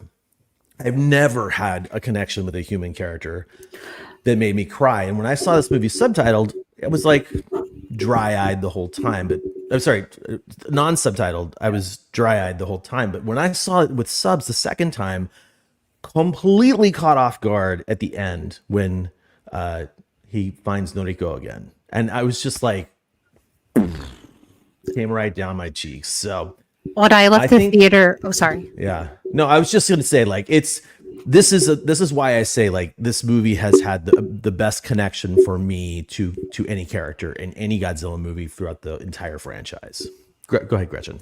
Oh no, I was just gonna say there was this cute moment when we were leaving the theater. There was this Japanese woman in our row, because our theater was almost completely sold out, and she was weeping like like kind of like sobbing, and I leaned over to her, and I'm like, I'm a total stranger, I'm all like daijoubu desu ka? It's okay. It's daijoubu. And her husband was like daijoubu, and it was like, oh nice. It was such a sweet moment, but I was like very connected to her in that. I mean, it was very emotional. Yeah, me too. I want to give Kiko a hug too, poor kid. So those people who know me well know that I'm not a crier. I don't cry typically, and I cried twice in my Godzilla time being a fan. Once when I was a little boy, when he died in 1954, turned into a skeleton. I bawled. I was very upset that Godzilla died, and maybe I was maybe 6, in the 70s, and I cried in this one. I didn't cry per se. I didn't like bawl, but my eyes welled up and the tears were coming. It was like, you should have filmed it. It was like Hollywood. The tears were coming down and going all on my beard. When Noriko gets blown away and I thought she was gone, Keith and I turned to each other and audibly said to each other, "No!" Aww. And then at the very end, when they reunited, well, I knew when she got the note, when Sumiko got the note, I knew, oh my God, she's alive! Oh my God! And then when the reunion actually happened, kind of the floodgates kind of like they welled up again, and I was like, the glasses had to come off, and a little bit of that. But yeah, it was definitely unexpected, and like Kyle said, I didn't even cry in Desugoji in '95. I got emotional, a little bit, but. Nothing. You cold-hearted bastard. Hey, whatever. Nothing to the extent of this, and it was just like I really cared what happened to these people. I really cared. Like I loved the gradual, like when they were living in the ruins of bombed out Tokyo, when they gradually started to get a home, put a home together. That was like, oh my God. And then the Noriko's transformation from, trying to be like a street urchin and being rough and tough, and her character completely changed to like the typical Japanese, she fell into character, like into place where she would have been if that bomb never happened. She found her office lady life. Yeah. She found her office lady life, and she did. And, it just, and when she was going through it, like Gretchen was saying, when she was in the train, like, never did I see from the perspective of like, I felt like I was in the train with her, I mean, we did see Fumiko hanging from the train in King Kong versus Godzilla, but but it's not the same. Not the same. But again, like I was very emotional with this movie, and more so on the second time than the first time, because I knew what to expect. And again, Kyle, you said it perfectly. Like, things kept coming at me that I didn't expect. Like I did not expect this depth of characters in a Godzilla film, and it really took me by surprise. So, oh, stop. Oh, called out. Every time that Sarah McLachlan comes on, in the eyes of an angel with the dog, the waterworks come on. So you need to just keep quiet. You're at a disadvantage, David, because we don't have our partners in here. Whatever. Now I'm going to be known as the crier in the group. But no, emotional, loved it 2 times, the original Godzilla and this one. So that's it. Kyle, you made a great point earlier. I would like to echo a little bit about, or just expand a little bit on that, about how, sometimes when there's the monster, right? Of course, we grew up with these movies of people that did. It's the child in me that feels for the monsters, and so I feel like it's a nostalgic thing when I see Godzilla die or being thrust in a volcano, and the music is so swelling and emotional. Yeah, I tend to get chills. I may get a little teary eyed. My face may get a little red, but I've never done that to the human characters, because everything feels completely earned to me in this movie. Yes. And that's the key. I feel like it's like every single person, you feel for them. You can cry with them. You can laugh with them. The part that it's always the subtleties in the movies, especially with direction. What I love Yamazaki did is there's a specific scene where Noriko, she goes into she's like, oh, we're not married, and she goes into do the dishes, and then Akiko says to Koichi, "Daddy," and he goes, "I'm not your daddy." And they're like, yo, everyone in the theater, every time I saw it, was like, oh, dude, like, what is wrong with you? And like, my wife looks over me, she does the whole, oh my God, like, this is awful. And like, just the amount of sheer sympathy and emotion that was felt by the general audience, that was in every screening that I went to, but even in myself, that moment. And then you go back to, and then you go back to Noriko, who's just, the camera's to her back, and she's just, it's all actions say louder than words sometimes. She just takes a pause and then puts the dish on the side. That, to me, that is stuff that we have not seen. Subtlety. And I will say this, a lot of Japanese cinema that I've watched, especially, a lot of it's Kurosawa, mostly in Honda and whatnot, but it was never lack of subtlety. It was always very, very like theatrical, very operatic, very out there and flamboyant. This, to me, felt in a lot of ways, and maybe this is a modern film technique too, is that it's so subtle. It's so much more subtle than I've seen in a Japanese film. It was a masterclass, I feel like, in a lot of elements, a lot of ways. So listen, real quick, I'm going to say the most profound thing I'm going to say all through this whole thing now. It just came to me when Jonathan was talking. Never did I want Godzilla to lose. I always root for Godzilla to win, except for 54, maybe. I wanted Godzilla to lose. I cared so much about these characters that I wanted the monster to lose, which never, ever, ever, ever, ever happens. I'm always for the monster. And that's just came to me like, dude, you did not want Godzilla to be successful in this movie. I wanted Godzilla. I wanted that operation, as hokey as it was, to win, to work. And I've never had that emotion before in a Godzilla film, really. Like, it's always the monster. Oh, the humans deserve it. They're doing it. I wanted these characters to live, survive, and thrive. So that's pretty profound for Uncle Dave over here. Well, let's see how everybody else ranked the old character work here. Yes. All right. We've got, wow. Whoa. Wow. Okay, hang on a second. So literally we only have 2 votes here. I mean, like two options. There's great ensemble and most relatable and connectable. So I think that speaks volumes right there. Like that. Wow. Only two choices were made. That's fantastic. Okay. It says a lot. It says a lot. It says so much. It's especially coming off the heels of 30 plus movies, not off the heels, but like that's incredible. Okay. So the next aspect we're supposed to talk about in this are the special effects. So let's actually get Martin in the hot spot right here. This is where the whole time you're obviously, I want your honest opinions, but like, tell me, dude, you've been making movies and making media for a long time. What did you think about the special effects of Godzilla Minus One? I thought the effects were excellent.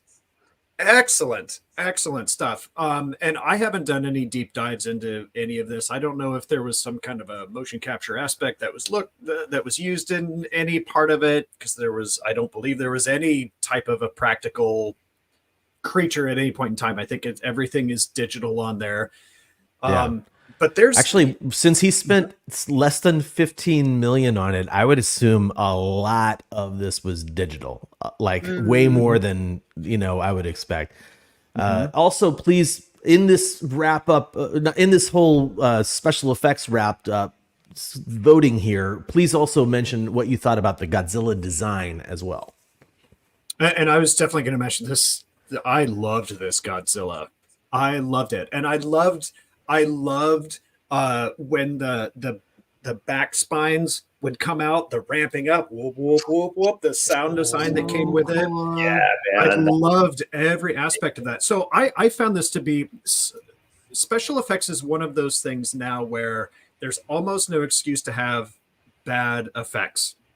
I watched RRR back in November. I was like, I just watched a truckload of animals jump out of there in a fight sequence from India, so a lot of amazing things can be done, and you can even fudge on your effects to a certain degree if you're telling a really good story. There's nothing about this that stood out where I was like, oh, that was bad or that wasn't so good. There was some stuff with the flybys at Nippon Shiden there toward the end. That's so good, just so good. Flight visual effects on practical stuff as well, inserted in there. It was so good. I thought it was very, very well done. And I did love this Godzilla a lot. My favorite one. This is without a doubt my favorite one. Wow. So what's your ranking with special effects? 1 through 5. I would give this I think I'm going to give it a 4.5. There was a couple of things where I thought were a little. The only time I really ever saw anything was when we did the really wide shots and Godzilla looked like he stepped like this. Yeah. Yes. A couple times. But that's so minor. That's so minor. That's really the only solid nitpick of visual effects that I could put into this for CGI stuff. Right on. Okay. Right on, man. Gretchen. Special effects in -1?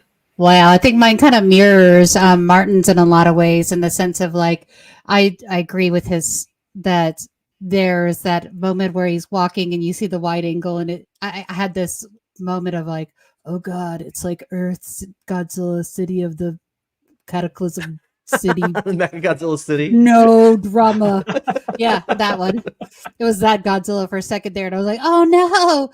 But him in the water, or him coming up from the water with a decompression, gnarly. Like, he looked so scary. His eyes are all burst and he's like still owning, like he's about to like blow them all away. Those moments were so incredibly done, and like the way the water would ripple, the way that the boats were affected, those were so cool. And I mean, he's no Shin Godzilla, but he's good Godzilla. He's a 4.5. Awesome. Shin Godzilla is still my favorite. I mean, this guy's a monster. -1 is a monster, but Shin Godzilla is a god. Just saying. All right. So, Jonathan Portman, we'll get you next. Special effects rating. 4.5. I'm in a very similar camp with Martin. There was only like a few shots that were a little awkward to me, but honestly, given there's a lot of things in this movie to consider. Like you said, if this movie hadn't had a very strong story and characters and it hadn't been so great in that aspect, maybe you could point to a couple of those. Those would maybe stand out more. However, those shots that were a little awkward, you forgive a little bit. I forgive them a little bit because especially the budget they had. I mean, if you look at any big $200+ million budget for a movie, especially those Marvel movies I'm looking at, y'all, there is a lot of janky shots in those. And there's some shots you're like, oh, who was working on that? Like, how many people they have working on that? And there was probably like way less people. Like I would cut that team, like the team for -1's visuals were probably like vastly like declined from what would be in a Marvel film and the resources that they have. This movie, in a sense, was perfect visually from that standpoint. There's a lot of really amazing moments. Greg pointed out one moment earlier in this chat about, and this was 100% what I was thinking of, the close-up shot of Godzilla's mouth in the water as the bomb is going into his mouth.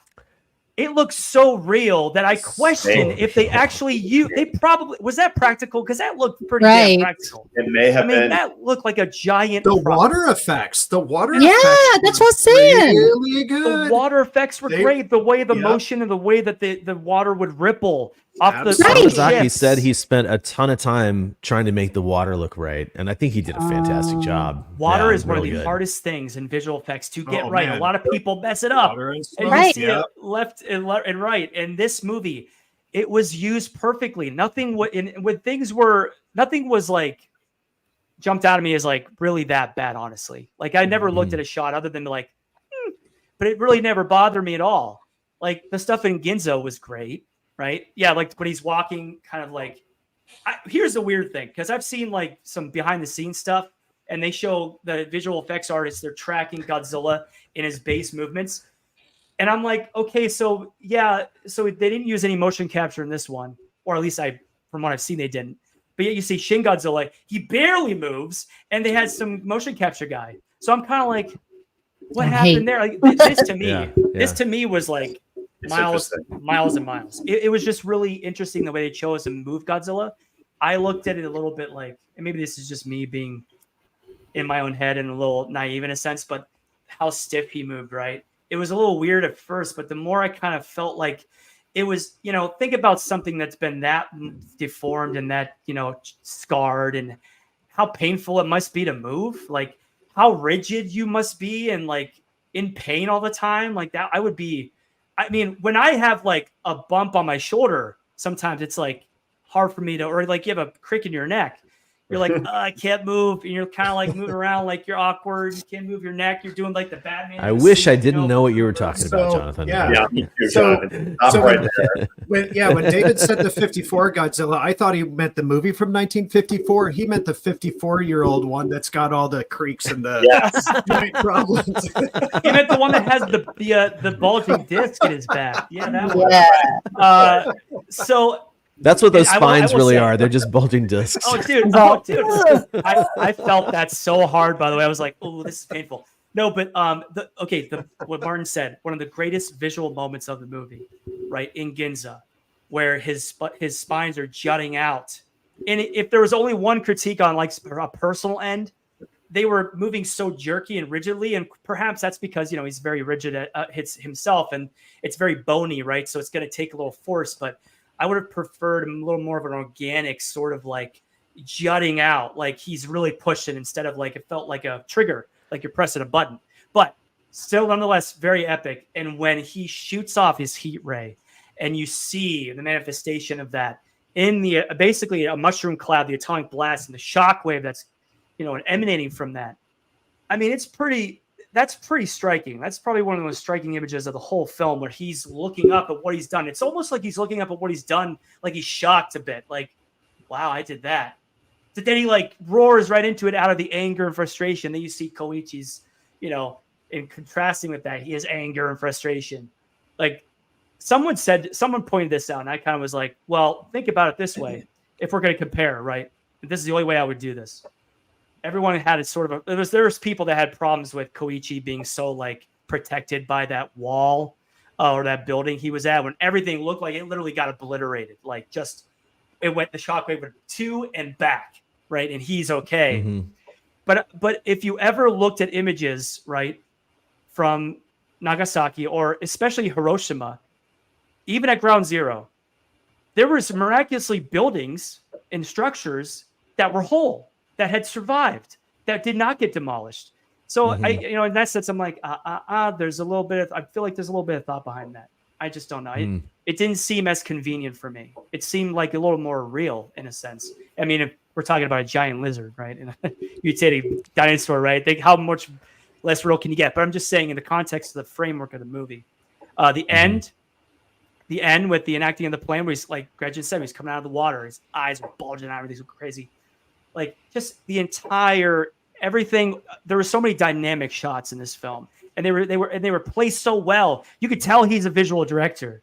You can just tell. It's almost like Gareth Edwards said it. He was like, "I am jealous," and you should be. You should be. You should be. Should be. Because I will say this: Gareth Edwards, not the best director of actors, but he can frame beautiful shots. However, that's to me where it stops. So what Yamazaki did with the resources he had, right? Immensely impressive. And that's where I'll leave it. I know I was a little long-winded. I apologize, but that's where I'll end. All good, man. No worries. David, you haven't given your special effects thoughts yet, have you? I haven't, and it's hard to go last because you all said such great things. I'm going to try to be original here.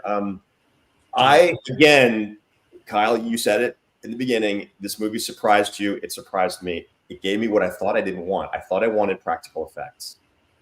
And what I got, I really liked it. I was not mad at any of the shots.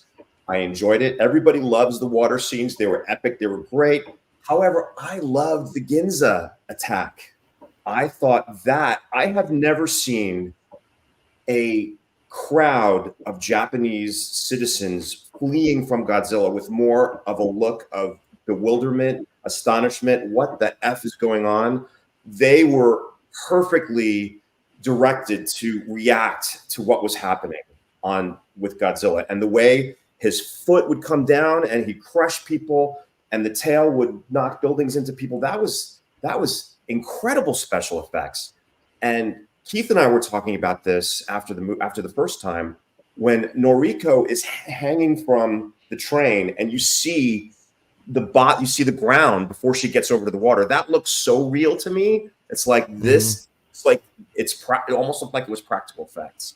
The design of Godzilla, again, I didn't think I wanted that Godzilla, but it worked for me. It really did. I wanted more of a Shodai Godzilla with maybe a little bit of a larger head, but the dorsal plates were great. The actual, when they were getting ready to shoot the atomic ray, when they would expand, that was just so epic to me. And now we know why the dorsal plates are so large and so pronounced, because they were also a visual presence when he was in the water too.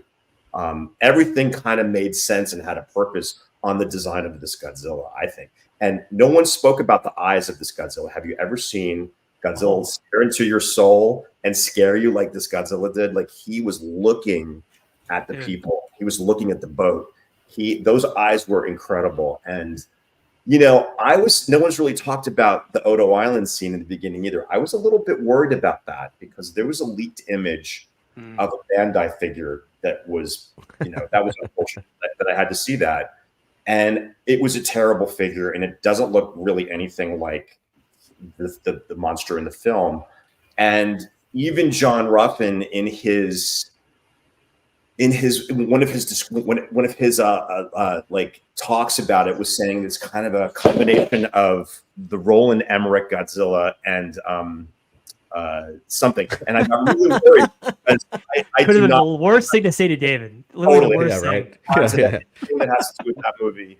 And I was like, everything looks so good, and they're going to ruin it with this terrible design. But it was so fast, it was so dark, it was so violent, and it was so perfect that you didn't really get a chance to focus on anything, and it really didn't look like that Godzilla to me anyway. So, but Godzilla never looked so menacing. Godzilla, and I said this to Kyle, I wanted Godzilla to be scary again. I want to be afraid of Godzilla. and I was afraid of Godzilla, and as I'm sure everybody in the film was.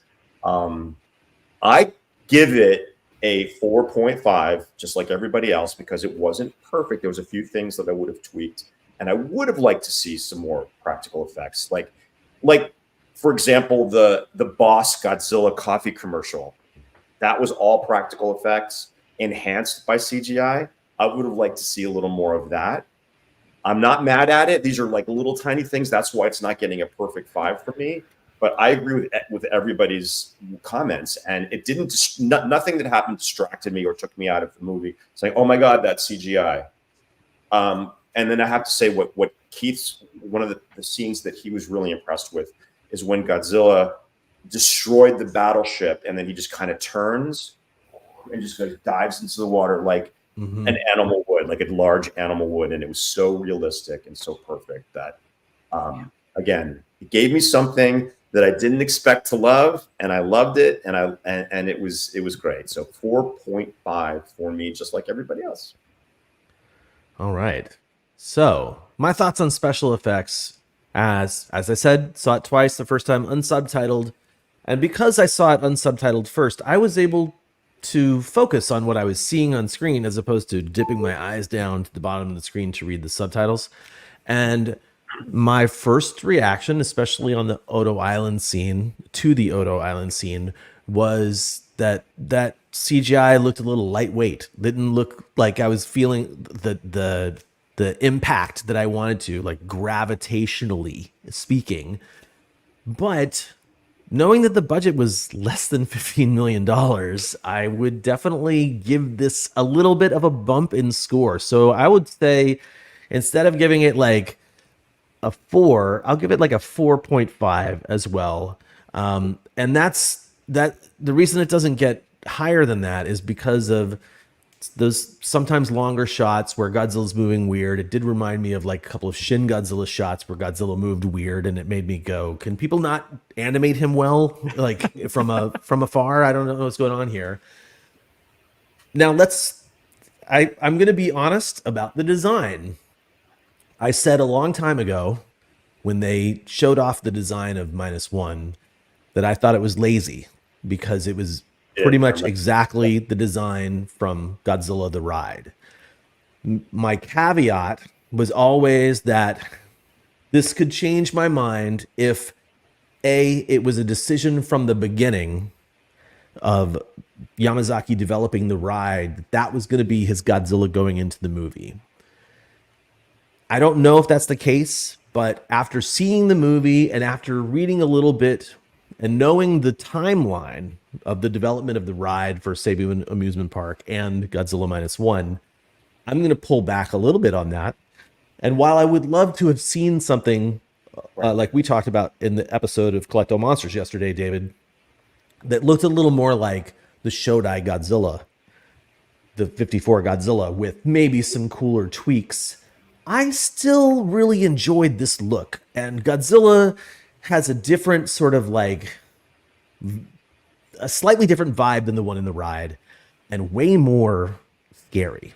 Like for sure, the scene in Ginza was just phenomenally, I'd say masterfully done, so that it really put you right where you need to be to feel that emotional impact. And Godzilla's attack on Ginza, followed by all the other stuff. I mean, it was great. And it didn't take me long to forget about the long shots not delivering what I wanted, because overall, I would say the special effects in this movie were just impressive. So 4.5 for me. Let's see what everybody else rated this in our scale here. Scroll down.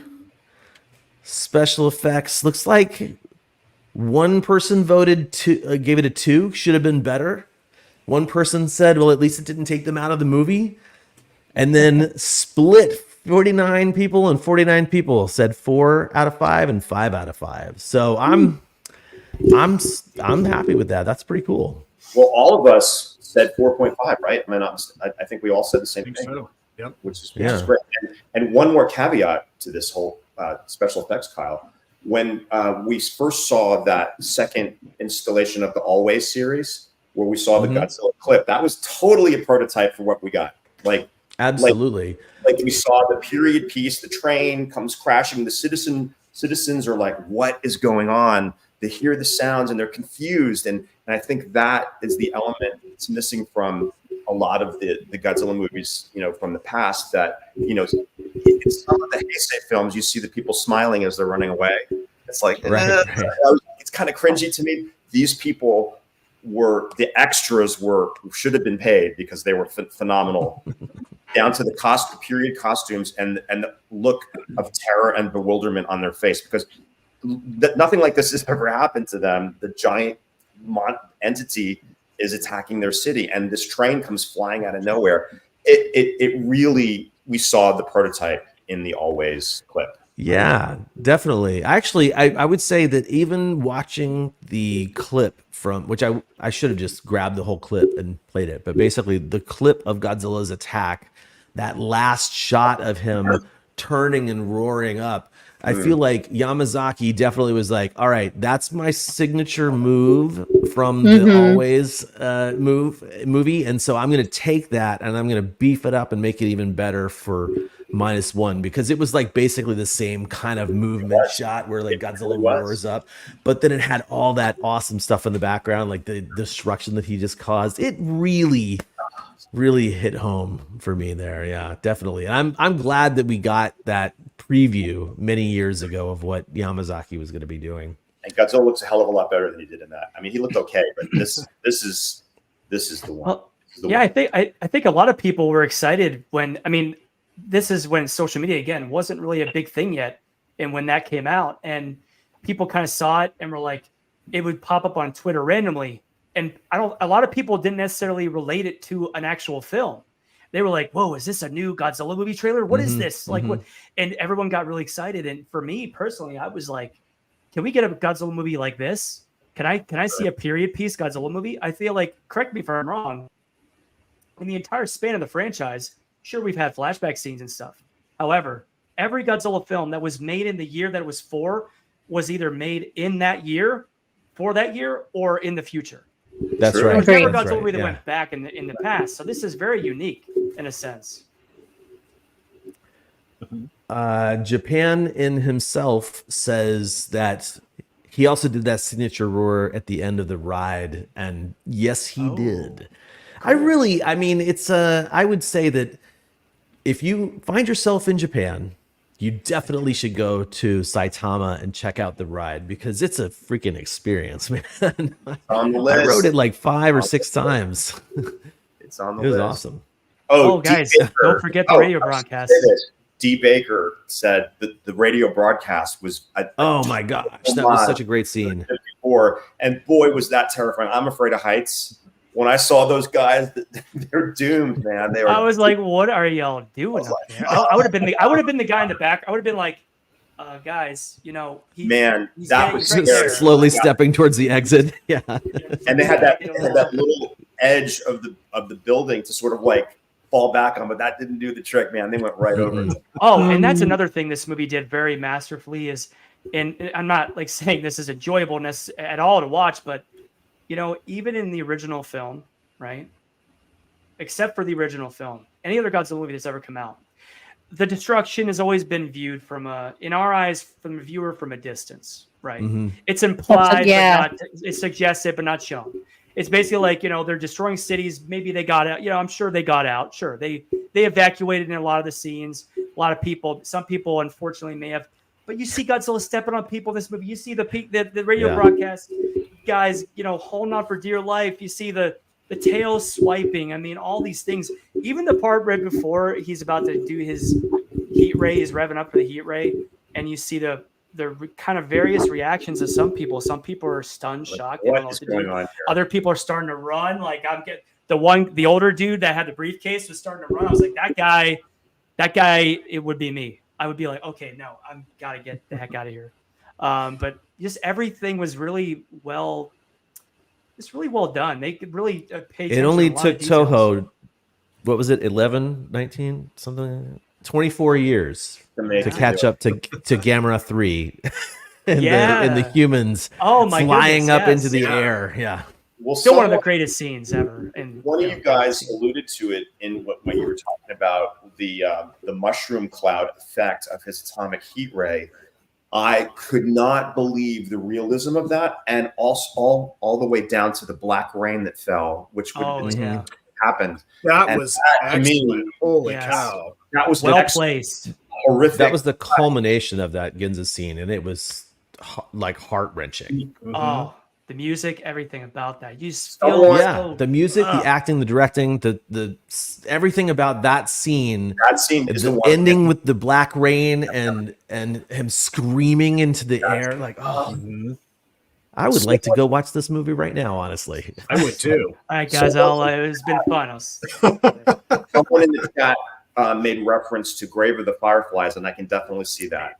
Absolutely, especially in the 100%. beginning. A little bit of a more hopeful tone than that, but yes. I immediately, my mind went to that too when I saw the black rain, and the horrific thing that I thought about, and I kept thinking about this movie long after I left the theater. All those people who got rained on are probably going to get sick. They're going to get really ill from the radiation poisoning. What's that? Or they're going to get veins on their neck. I'm not even going to go that far yet, but just the effect of the black rain, G virus. and that radioactive fallout is just going to be something that maybe in the next episode or the next installation of this we'll see some repercussions from that. This is a great point by D. Baker, and this is another thing that separates this film from a lot of other Godzilla movies: the daytime action sequences. I mean, everything, with the exception of the beginning, everything took place during the daytime. That's phenomenal. They didn't hide anything. And that Monster water birds, I'm scene. looking at you. And that water scene where when he's coming in the water, and he kind of stands up, you're like, wait, Godzilla can't stand up. But then you show you underwater what it looked like. I was like, thank you. This is not Godzuki. This is not, Hanna-Barbera's Godzilla standing up in the middle of the damn ocean. And but, you know what? That scene in the beginning needed to be dark and fast and furious and confusing, because we were confused, just like the mechanics on the island were. It added to the whole, sort of terror and confusion of what's going on? What is this thing? And that needed to be dark. That wouldn't have worked as well if it was daylight. I think brilliant. And he proved that you don't have to do everything in dark, because essentially the rest of it was during the day. Wow. I want to see it again now too. Let's go. All right.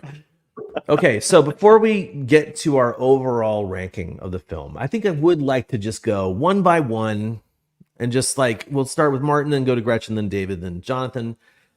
Just real quickly, give us your favorite moment, and if there is one, your least favorite moment of the movie.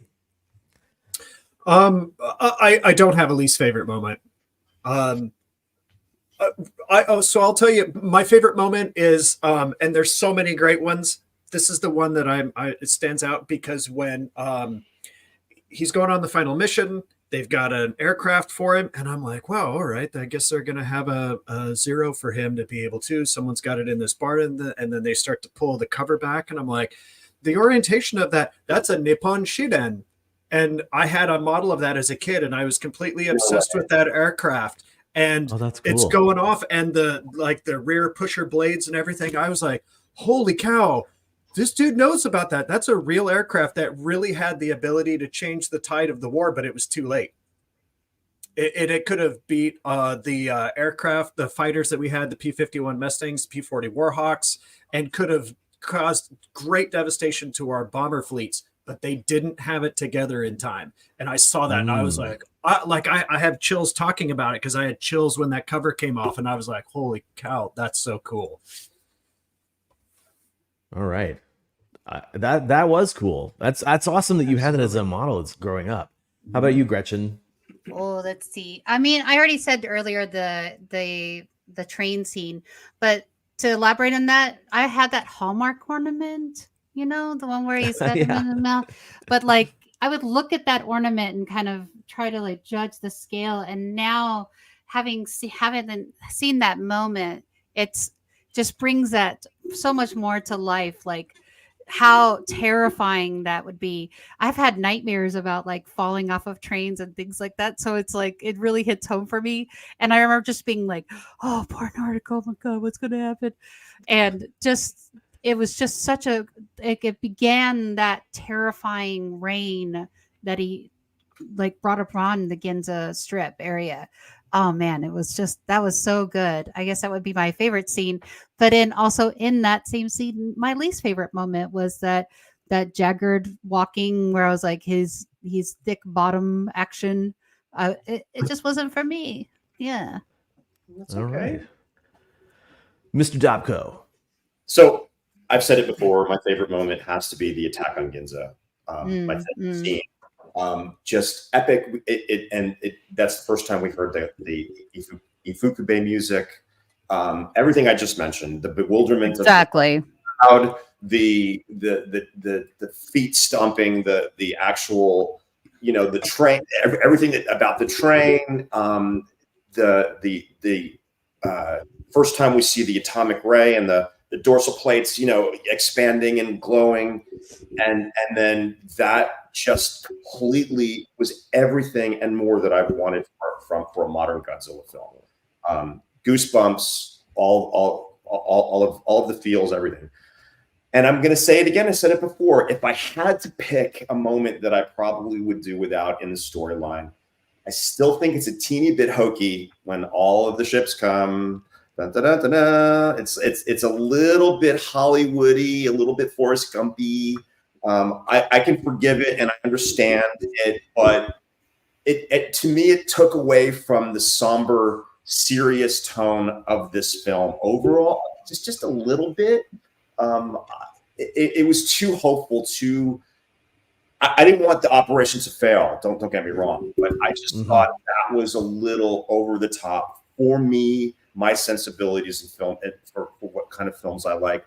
And at first, I wasn't sure that Koichi should have actually survived. If he would have died, that maybe would have not been a Hollywood ending. But I totally changed my mind because the theme of survival that was throughout this whole film would have been thrown off if he actually didn't live. So it's a teeny tiny criticism that didn't take me out of it for any stretch of the imagination. But I would prefer that scene to go just a little differently. I actually saw somebody complain about Noriko surviving, and that was sort of like that took away the emotional gut punch of her when you think she's dead.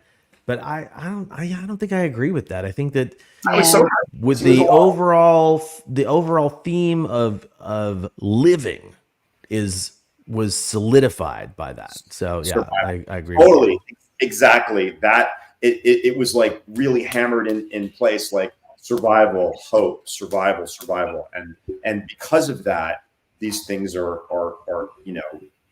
great, and they're great for the film. Well, and we got her return at the very end too. It Literally, there was that allowed for the stakes to still matter. When he was a kamikaze pilot, the greater good wasn't going to be served by his death, and he was scared. He was afraid. He didn't do it. He really wanted to get back to his parents. His parents were gone from the firebombing of Tokyo, so he had survived and not given himself up for the country. But the thing, he wanted to get back to his parents. He didn't. Now he's got something possibly to live for. That's taken away. He's willing to let go of the child and sacrifice himself. Then doesn't, because of the realization of, they didn't take the parachute out of that aircraft. But it's still like there was still stakes. He could return to the child, and she's there. But there was something even beyond that to live for. Right. It was I really liked it as a nice payoff, and it didn't come too soon. It kept the stakes involved. Well, I agree with David on that. It's like that was the theme when you were saying the theme of survival. So like if we take a quick look at the like poster art, the G for Godzilla is done in like the Enzo pattern of like the Zen Buddhist Enzo pattern. And that means like it's like the revolution of a world of a spirit without beginning and end. So it's a survival. It's beginning and it could be many things for this, but like I feel like it really represents the spirit of survival and continuing and conquering over. Excellent. Cool. Well said. Absolutely. I believe Jonathan, Yeah. you need to give us your favorite moments. Wow, man. Okay, so I have a few favorite moments. I'm only going to say one of them, though. So my favorite scene, and always I think back to this, I cannot wait for this part in the movie whenever it happens, is the first water chase. When Godzilla is chasing them in their boat, their little wooden ship. And it's like very Jaws-esque, like Godzilla's basically just toying with them. He's like, stalking him, and then you see him regenerate. You see the cruiser come in, but then Godzilla like just crawls up on the cruiser and just demolishes it underneath. That to me was like the greatest introduction to Godzilla in his mutated form, his final format, if you will. Like that scene, everything about it, from a production aspect, music, again, the music. I love that Naoki Sato didn't go with like a rousing score. It was all like very Dunkirky, very sound design. It ramped up as the moments were kind of intensifying for us. The bass, like it kind of got a little louder. It just became more noise, but appropriate noise. And I love that. That scene still is like a wow factor for me. And it culminates at the very end where he shoots. You don't see it, but you see the atomic blast from his ray coming up, and then he just stands up, and you see the stuff. It's like the cindery. I think you first see the cinders like coming off of him and stuff from that. It's like it means that it's affecting him. It's like it's hurting him too. Like it's not just like he's fine, but like that stuff he's not invincible from getting injured or hurt or anything. I thought that was really just really impressive scene. I don't really have any least favorite scenes, honestly. I couldn't. Yeah. I love that regeneration. Think about it. Dude, I'm with you. That regeneration did look like painful because when it came back, it was like a scar there. Yeah. It took me the second viewing to notice that, Gretchen. I didn't notice that the first time that there was a scar there. And then I'm like, oh my God, how can I not see that? But I was too busy with everything else, There's a lot going on. So all right. Well, I'm gonna just say least favorite aspect of this movie. Really hard to say. I mean, honestly, like all my nitpicks from my first viewing were sort of solved by my second viewing. Least favorite thing about this movie is that I can't just have it at my fingertips right now and watch it immediately after the broadcast. Best answer. Good one. Good one. Favorite aspect of this movie. I normally will just go, I love the movie, everything about the movies, but I will almost always choose something about the monsters or something that the monsters did. And without a doubt, this movie made me feel for those characters. This movie touched me in a way that I didn't think was really possible in a Godzilla movie. I think GMK really is the only other movie that I have ever said, wow, I really felt like I connected with those characters. And when they were in danger, I felt like I was in danger. And when they were celebrating, I felt like I was celebrating.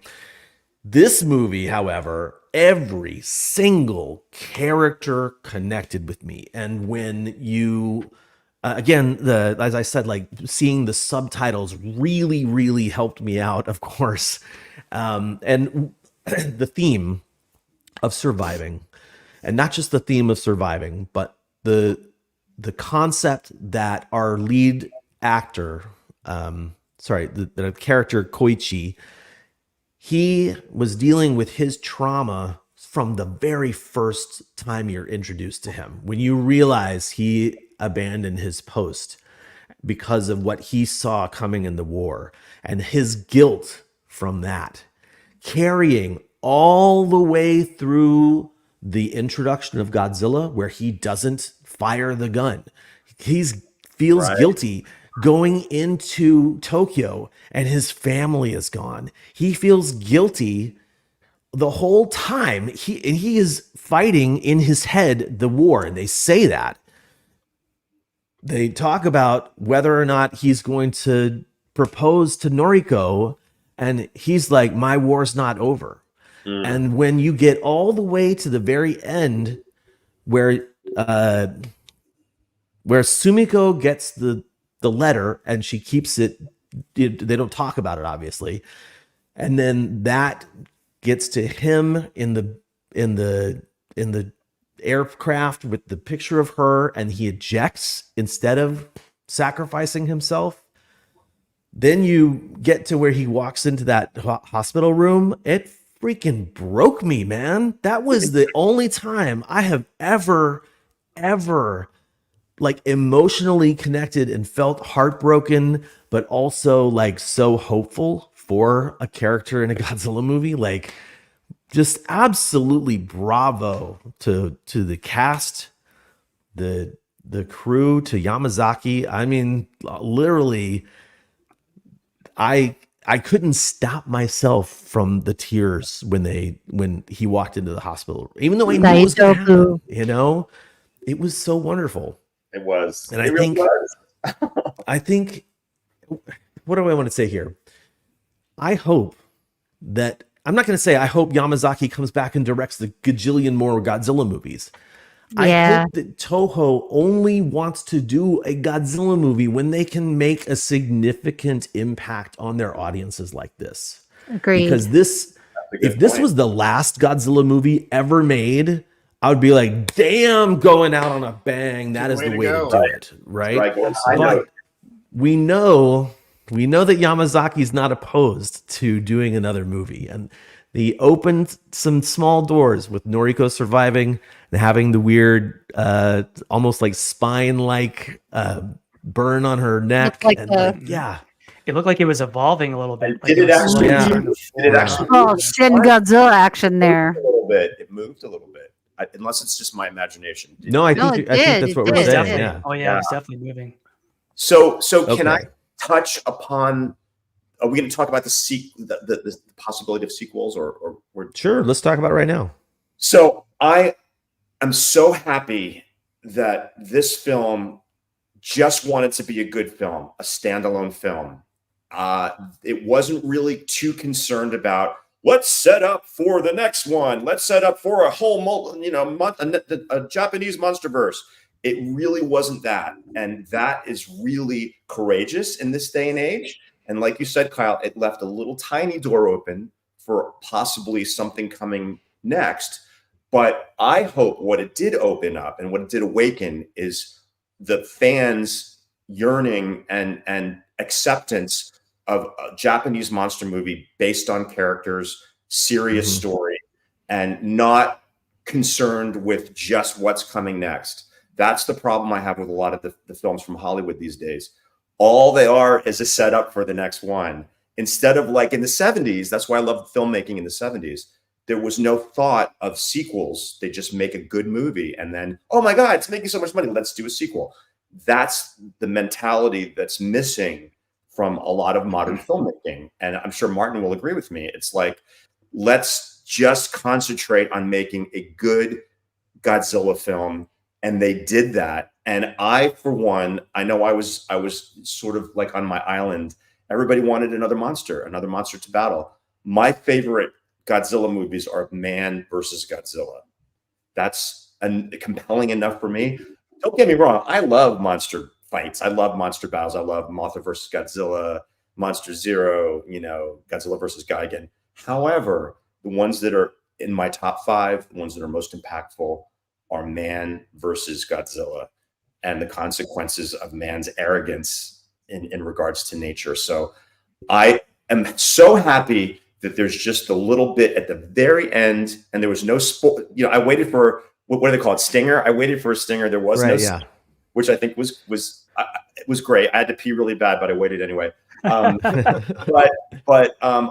was so happy that this was not just a setup for what's coming next, even though there's a door that's open. It's cracked. Do you guys agree with that, or are you bummed that there's no oh my God, there's an obvious sequel coming or whatever. I I don't. feel, Yeah, I'm with you. I don't think we need several it. other people, several of the people in the chat are saying that quantity is not what we want. We want quality. So Good. Like there is Uh, other kaiju. Let's yeah. do some Daimajin. Let's do Yeah. some. Oh, Let's wow. redo Gamera. Come on, like we got there's some stuff. Rodan, Mothra. Well, Right? I said this to Jonathan and Kyle too. Like, I would love to see a standalone Rodan movie, an origin story. Yeah. I was I actually feel like- before -1 came out, I was thinking like, hey, why focus on Godzilla? Why don't they take some time and like make a singular Rodan or Varan or Matango reboot and do those with modern shoot. sensibilities? Modern. So, but Matango. you know, I'm on board with the sequel, but I'm also on board with there not being a sequel to -1. Yeah. I do want to say real quick before we move on, Luis Chavez says there is going to be a sequel with Yamazaki returning. That has not been announced yet. Don't read everything on the internet and think it's true. This is like, take that with a grain of salt. Yamazaki said he could see himself doing it, and it's, let's be honest, they probably would ask him to do another movie since this one is doing Didn't he so say you want to do freaking well. Star Wars stuff now or something like I that? think I saw I something think that's about something that. you said that. I mean, I would say if this, so Yamazaki as a director could be like any other foreign director that comes into America and tries his hand at American movies. I mean, I wouldn't be upset with it at all. You know, neither. it's He's proved himself time and time again. but I think But what that- we all but that agree doesn't on is matter we don't need this to be like the first installment in a brand new Godzilla series. Mhm. You know? Right. If Right. it makes sense, and if there's something to tell, right? Yes. I don't want to just see. We don't want to see cash grabs, right? We don't want to just Right. see. Ooh. Okay, so now we can throw Mothra versus Godzilla, or we can do Rodan, and we can bring Rodan and then Godzilla. We could create a whole cinematic universe. Like, no, let's let this one Right. breathe a little bit. Let's take it in. Mhm. If there's a story to tell that makes sense and that we can do fully within our hearts that we're confident in, like they need to want to do it, right? They just can't, like they did in the old days, be like, oh, let's just do another one, make some money and do another one. And it's like, okay, no, it has to have purpose. That's the biggest thing lost on David, like you said, these new franchises, especially the Monsterverse, the biggest thing lost on them is having a succinct purpose to have the film and a meaning behind it. Like this movie, I'm perfectly fine with it being its own thing. I love that it has a little bit of a little tag on the end. So you could say, oh, there's a little bit of story that you could tell there, but it's not necessary. It's just like Shin Godzilla, and I'm sure Gretchen would agree with this. Shin Godzilla left it open for Right. a sequel, but did we need it? Not necessarily. Did we get it? Nope. And that's okay. That's totally okay. And a lot of people thought way. that we were going to get a sequel. They were like, "What are you talking about? It's like a no-brainer for Toho to do a sequel to Shin Godzilla." And I'm like, No, "No, it's not. that's not Anno's style." No, it's not. And I I'm think Maybe really for Evangelion.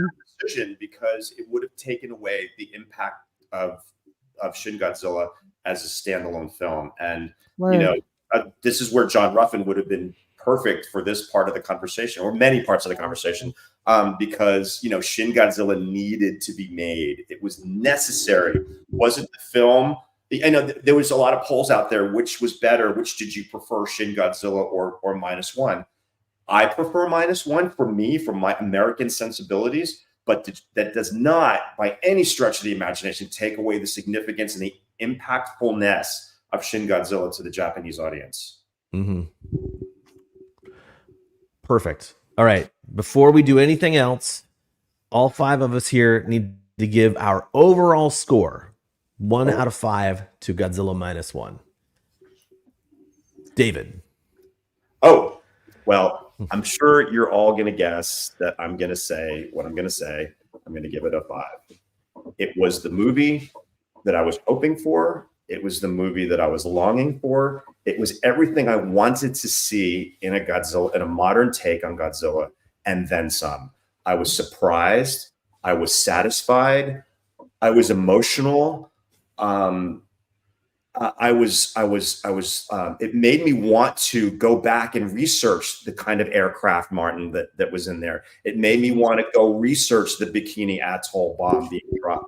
All of the elements of historical realism that were thrown in there mixed with the fantasy story really like ignited my imagination. And again, like it's I can't say anything that would take away that experience from me. And Kyle said it surprised him, and it surprised me too. I was surprised at how I reacted to this film, and that rarely happens.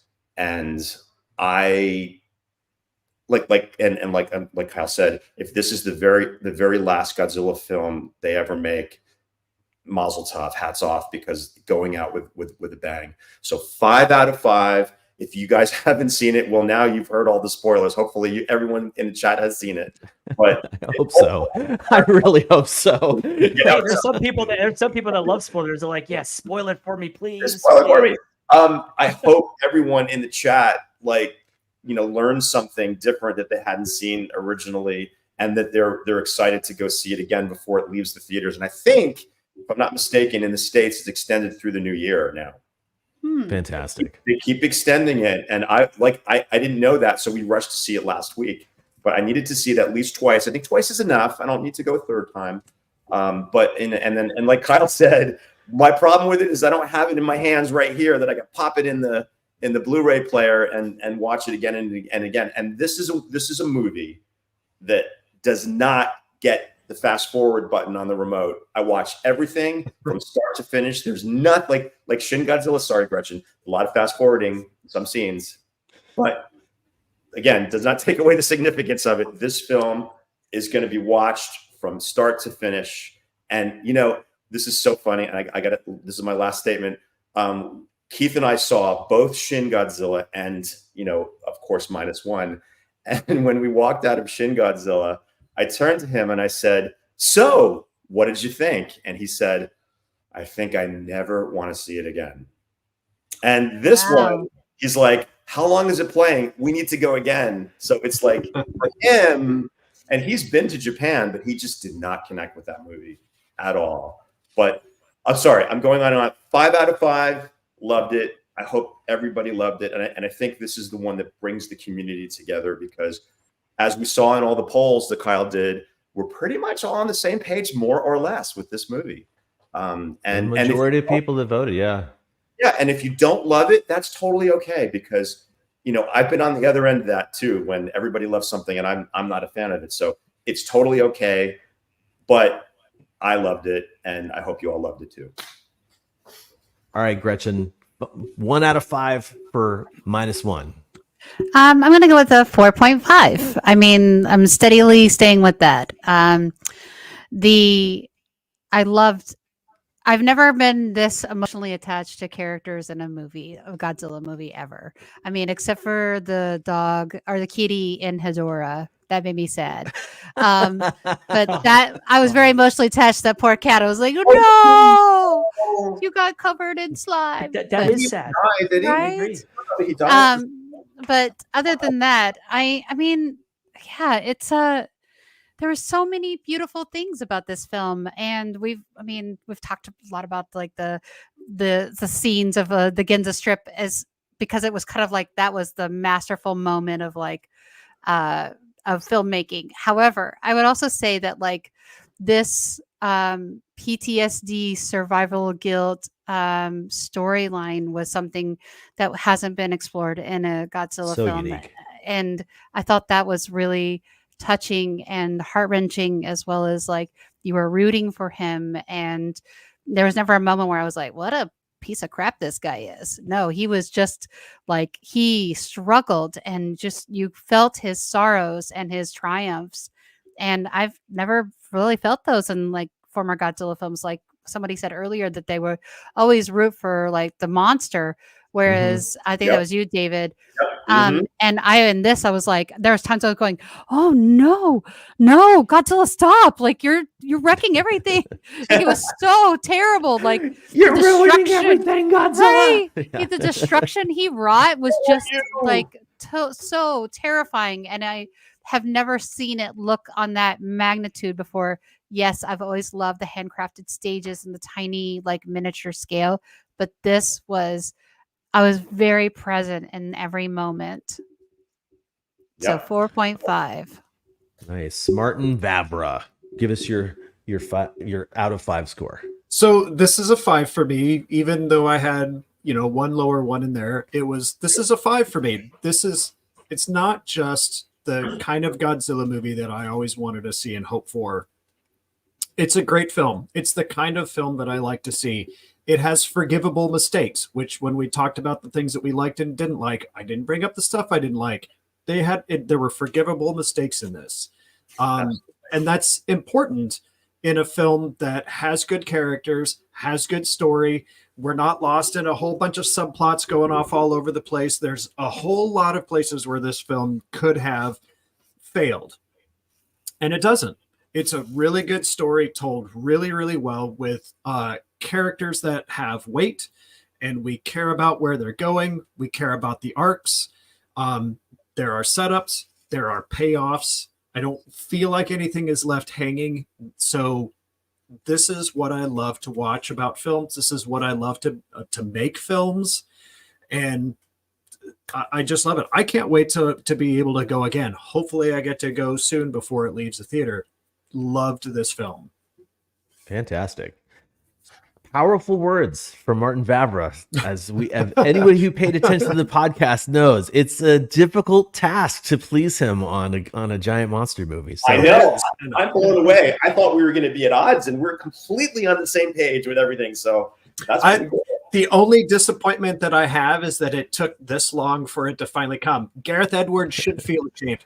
Every single one of those folks should feel ashamed. This is a good film, and I hope he never gets a fraction of the cost. I hope he never gets a Gareth Edward budget, because I also believe that that more budget doesn't solve your problems. Right. You become more corporate. There's more people to account to. There's all this. So I want this director to get what he needs, but that's not solved with $200 million. And really good point. Whatever that comes next, I'm excited for it, and I'm gonna go back to his library of stuff. Me too. Yes, that's the bottom line. I'm going all the movies that Kyle showed. There's 3 or 4 of them that I must see now, especially the yokai one. All right, Jonathan Portman. It's a 5. It's a 5. I mean, just every sheer aspect of this film. My favorite part, obviously not surprising, being the music, or one of my favorite parts, because I just love the music so much. This is not only a great Godzilla movie, it's a great movie, period. It's a great movie that has Godzilla in it. Okay. And that is what I take away from it. People that I know that are not Godzilla fans that in any way, shape, or form, my wife being one of them, happily supports me, but does not care. Loved this movie, wanted to debate it, wanted to talk about it, just talks glowingly about it all the time. And so do other people that I know that have seen this. And this movie is bridging so many different types of moviegoers together. We're all aligning for something that was so niche for so long. And yeah, it's mainstream, but it's still a niche thing. Like, it has become bigger. It's become more open, I would say, more inviting because of the elements of the story. Unexpectedly, it exceeded every expectation I had. Again, I've gotten into a lot of movies, hearing the hype and saying, I can't just get to me. But all of a sudden, this movie was one of the first movies that blew away my expectations completely. So in that sense, I'm so thankful. In the 30 plus years I've been a fan of this stuff, never would I have thought this moment would come. It feels so amazing and satisfying to see this happen right now. And yes, Martin, like you said, it's a shame it took this long, but honestly, just glad it happened. Just glad it happened. I cannot be any happier, right? And that's what I love about it. And for all that, 5. Definite 5. Nice. All right. So my ranking for this movie, as Jonathan knows, like that after that first unsubtitled print I saw, I was probably like, maybe 3.5 out of 5. But watching it with subs absolutely elevated it. I agree with Martin on many points. The number one point I agree with is that this is the movie that I've been waiting for, because for the past 20 years, I have been desperately searching for a movie where I connect with the Godzilla actors, not the monster. But even the monster I connected with on some level in this movie too. The other thing I wanted to agree with Martin is that this movie had so much potential for failure. Oh, for sure. Yamazaki's work, as we talked about, I'm going to say something negative here. I have watched a lot of Yamazaki's films, and I actually have never connected with any of his characters in those movies. They've just been kind of like when I watch the Godzilla movies with the mediocre characters. Like, I enjoy the movie for what it is, but like, you know, it wasn't elevated. This movie blew my preconceived notions about Yamazaki as a director out of the water. And for that to happen in a modern movie from Japan or anywhere else it speaks volumes, honestly. And so I will give it 5 out of 5 because I think it does deserve that. I think this movie deserves to be seen by everybody. It deserves to be criticized, but it also deserves to be loved. And now would it you deserves. revisit? Would you revisit any of his films to see if maybe they land differently now? I would. There's some I would not. Okay. Yeah, I would definitely. Noted. So first up, the Always Sunset on 3rd Street series. Absolutely, I'm interested in visiting those because I haven't really visited them at all. I would actually probably steer away from his genre films like Battleship Yamato. Like, I don't want to go see that one again. That was boring. But yeah, Mike Keller, Battleship Yamato was especially disappointing. Yeah, I've heard this. Yeah, from but Scratched from Destiny, Tale of Kamakura, definitely you want to revisit. Some of his other stuff, I didn't mention a couple of his movies as well that were sort of like out of the wheelhouse of what we talk about. I really would go back and check out some of that stuff. Let's see what everyone else said about the rating. Scroll all the way down here. Look at that. Oh, wait, that's drum roll. Where's the drum roll? Oh, I don't have that in here. Sorry, Jonathan. I was looking for I was like, oh, it's not the right one. Yes. All right. So here it is. The totals of overall rating of -1. One person said it was fine. Everyone else gave it a 4 or 5. Mm-hmm. Bravo.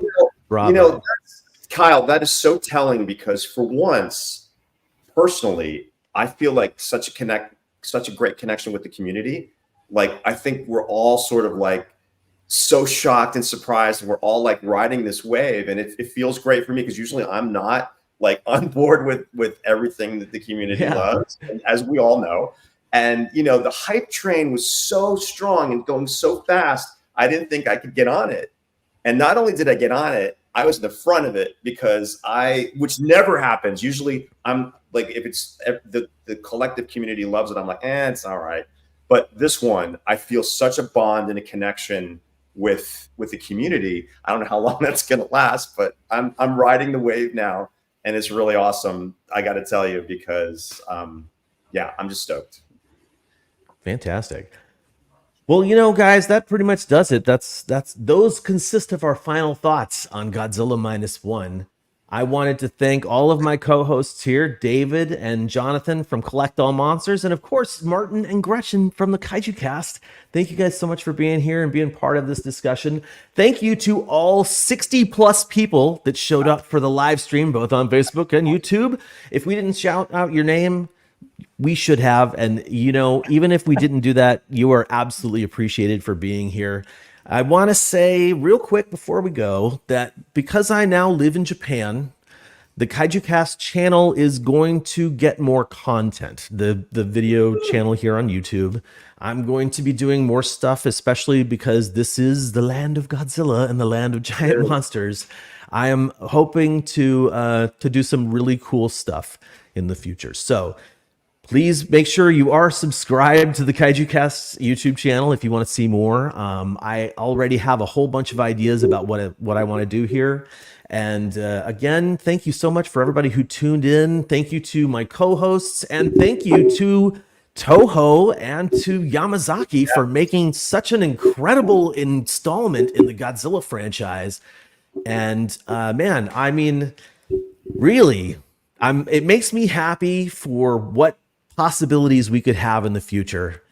And that's pretty much all I'm going to say. We're going to close out the show with the classic Jamata. See you guys and have a great day. Attention, everyone. This is an emergency broadcast.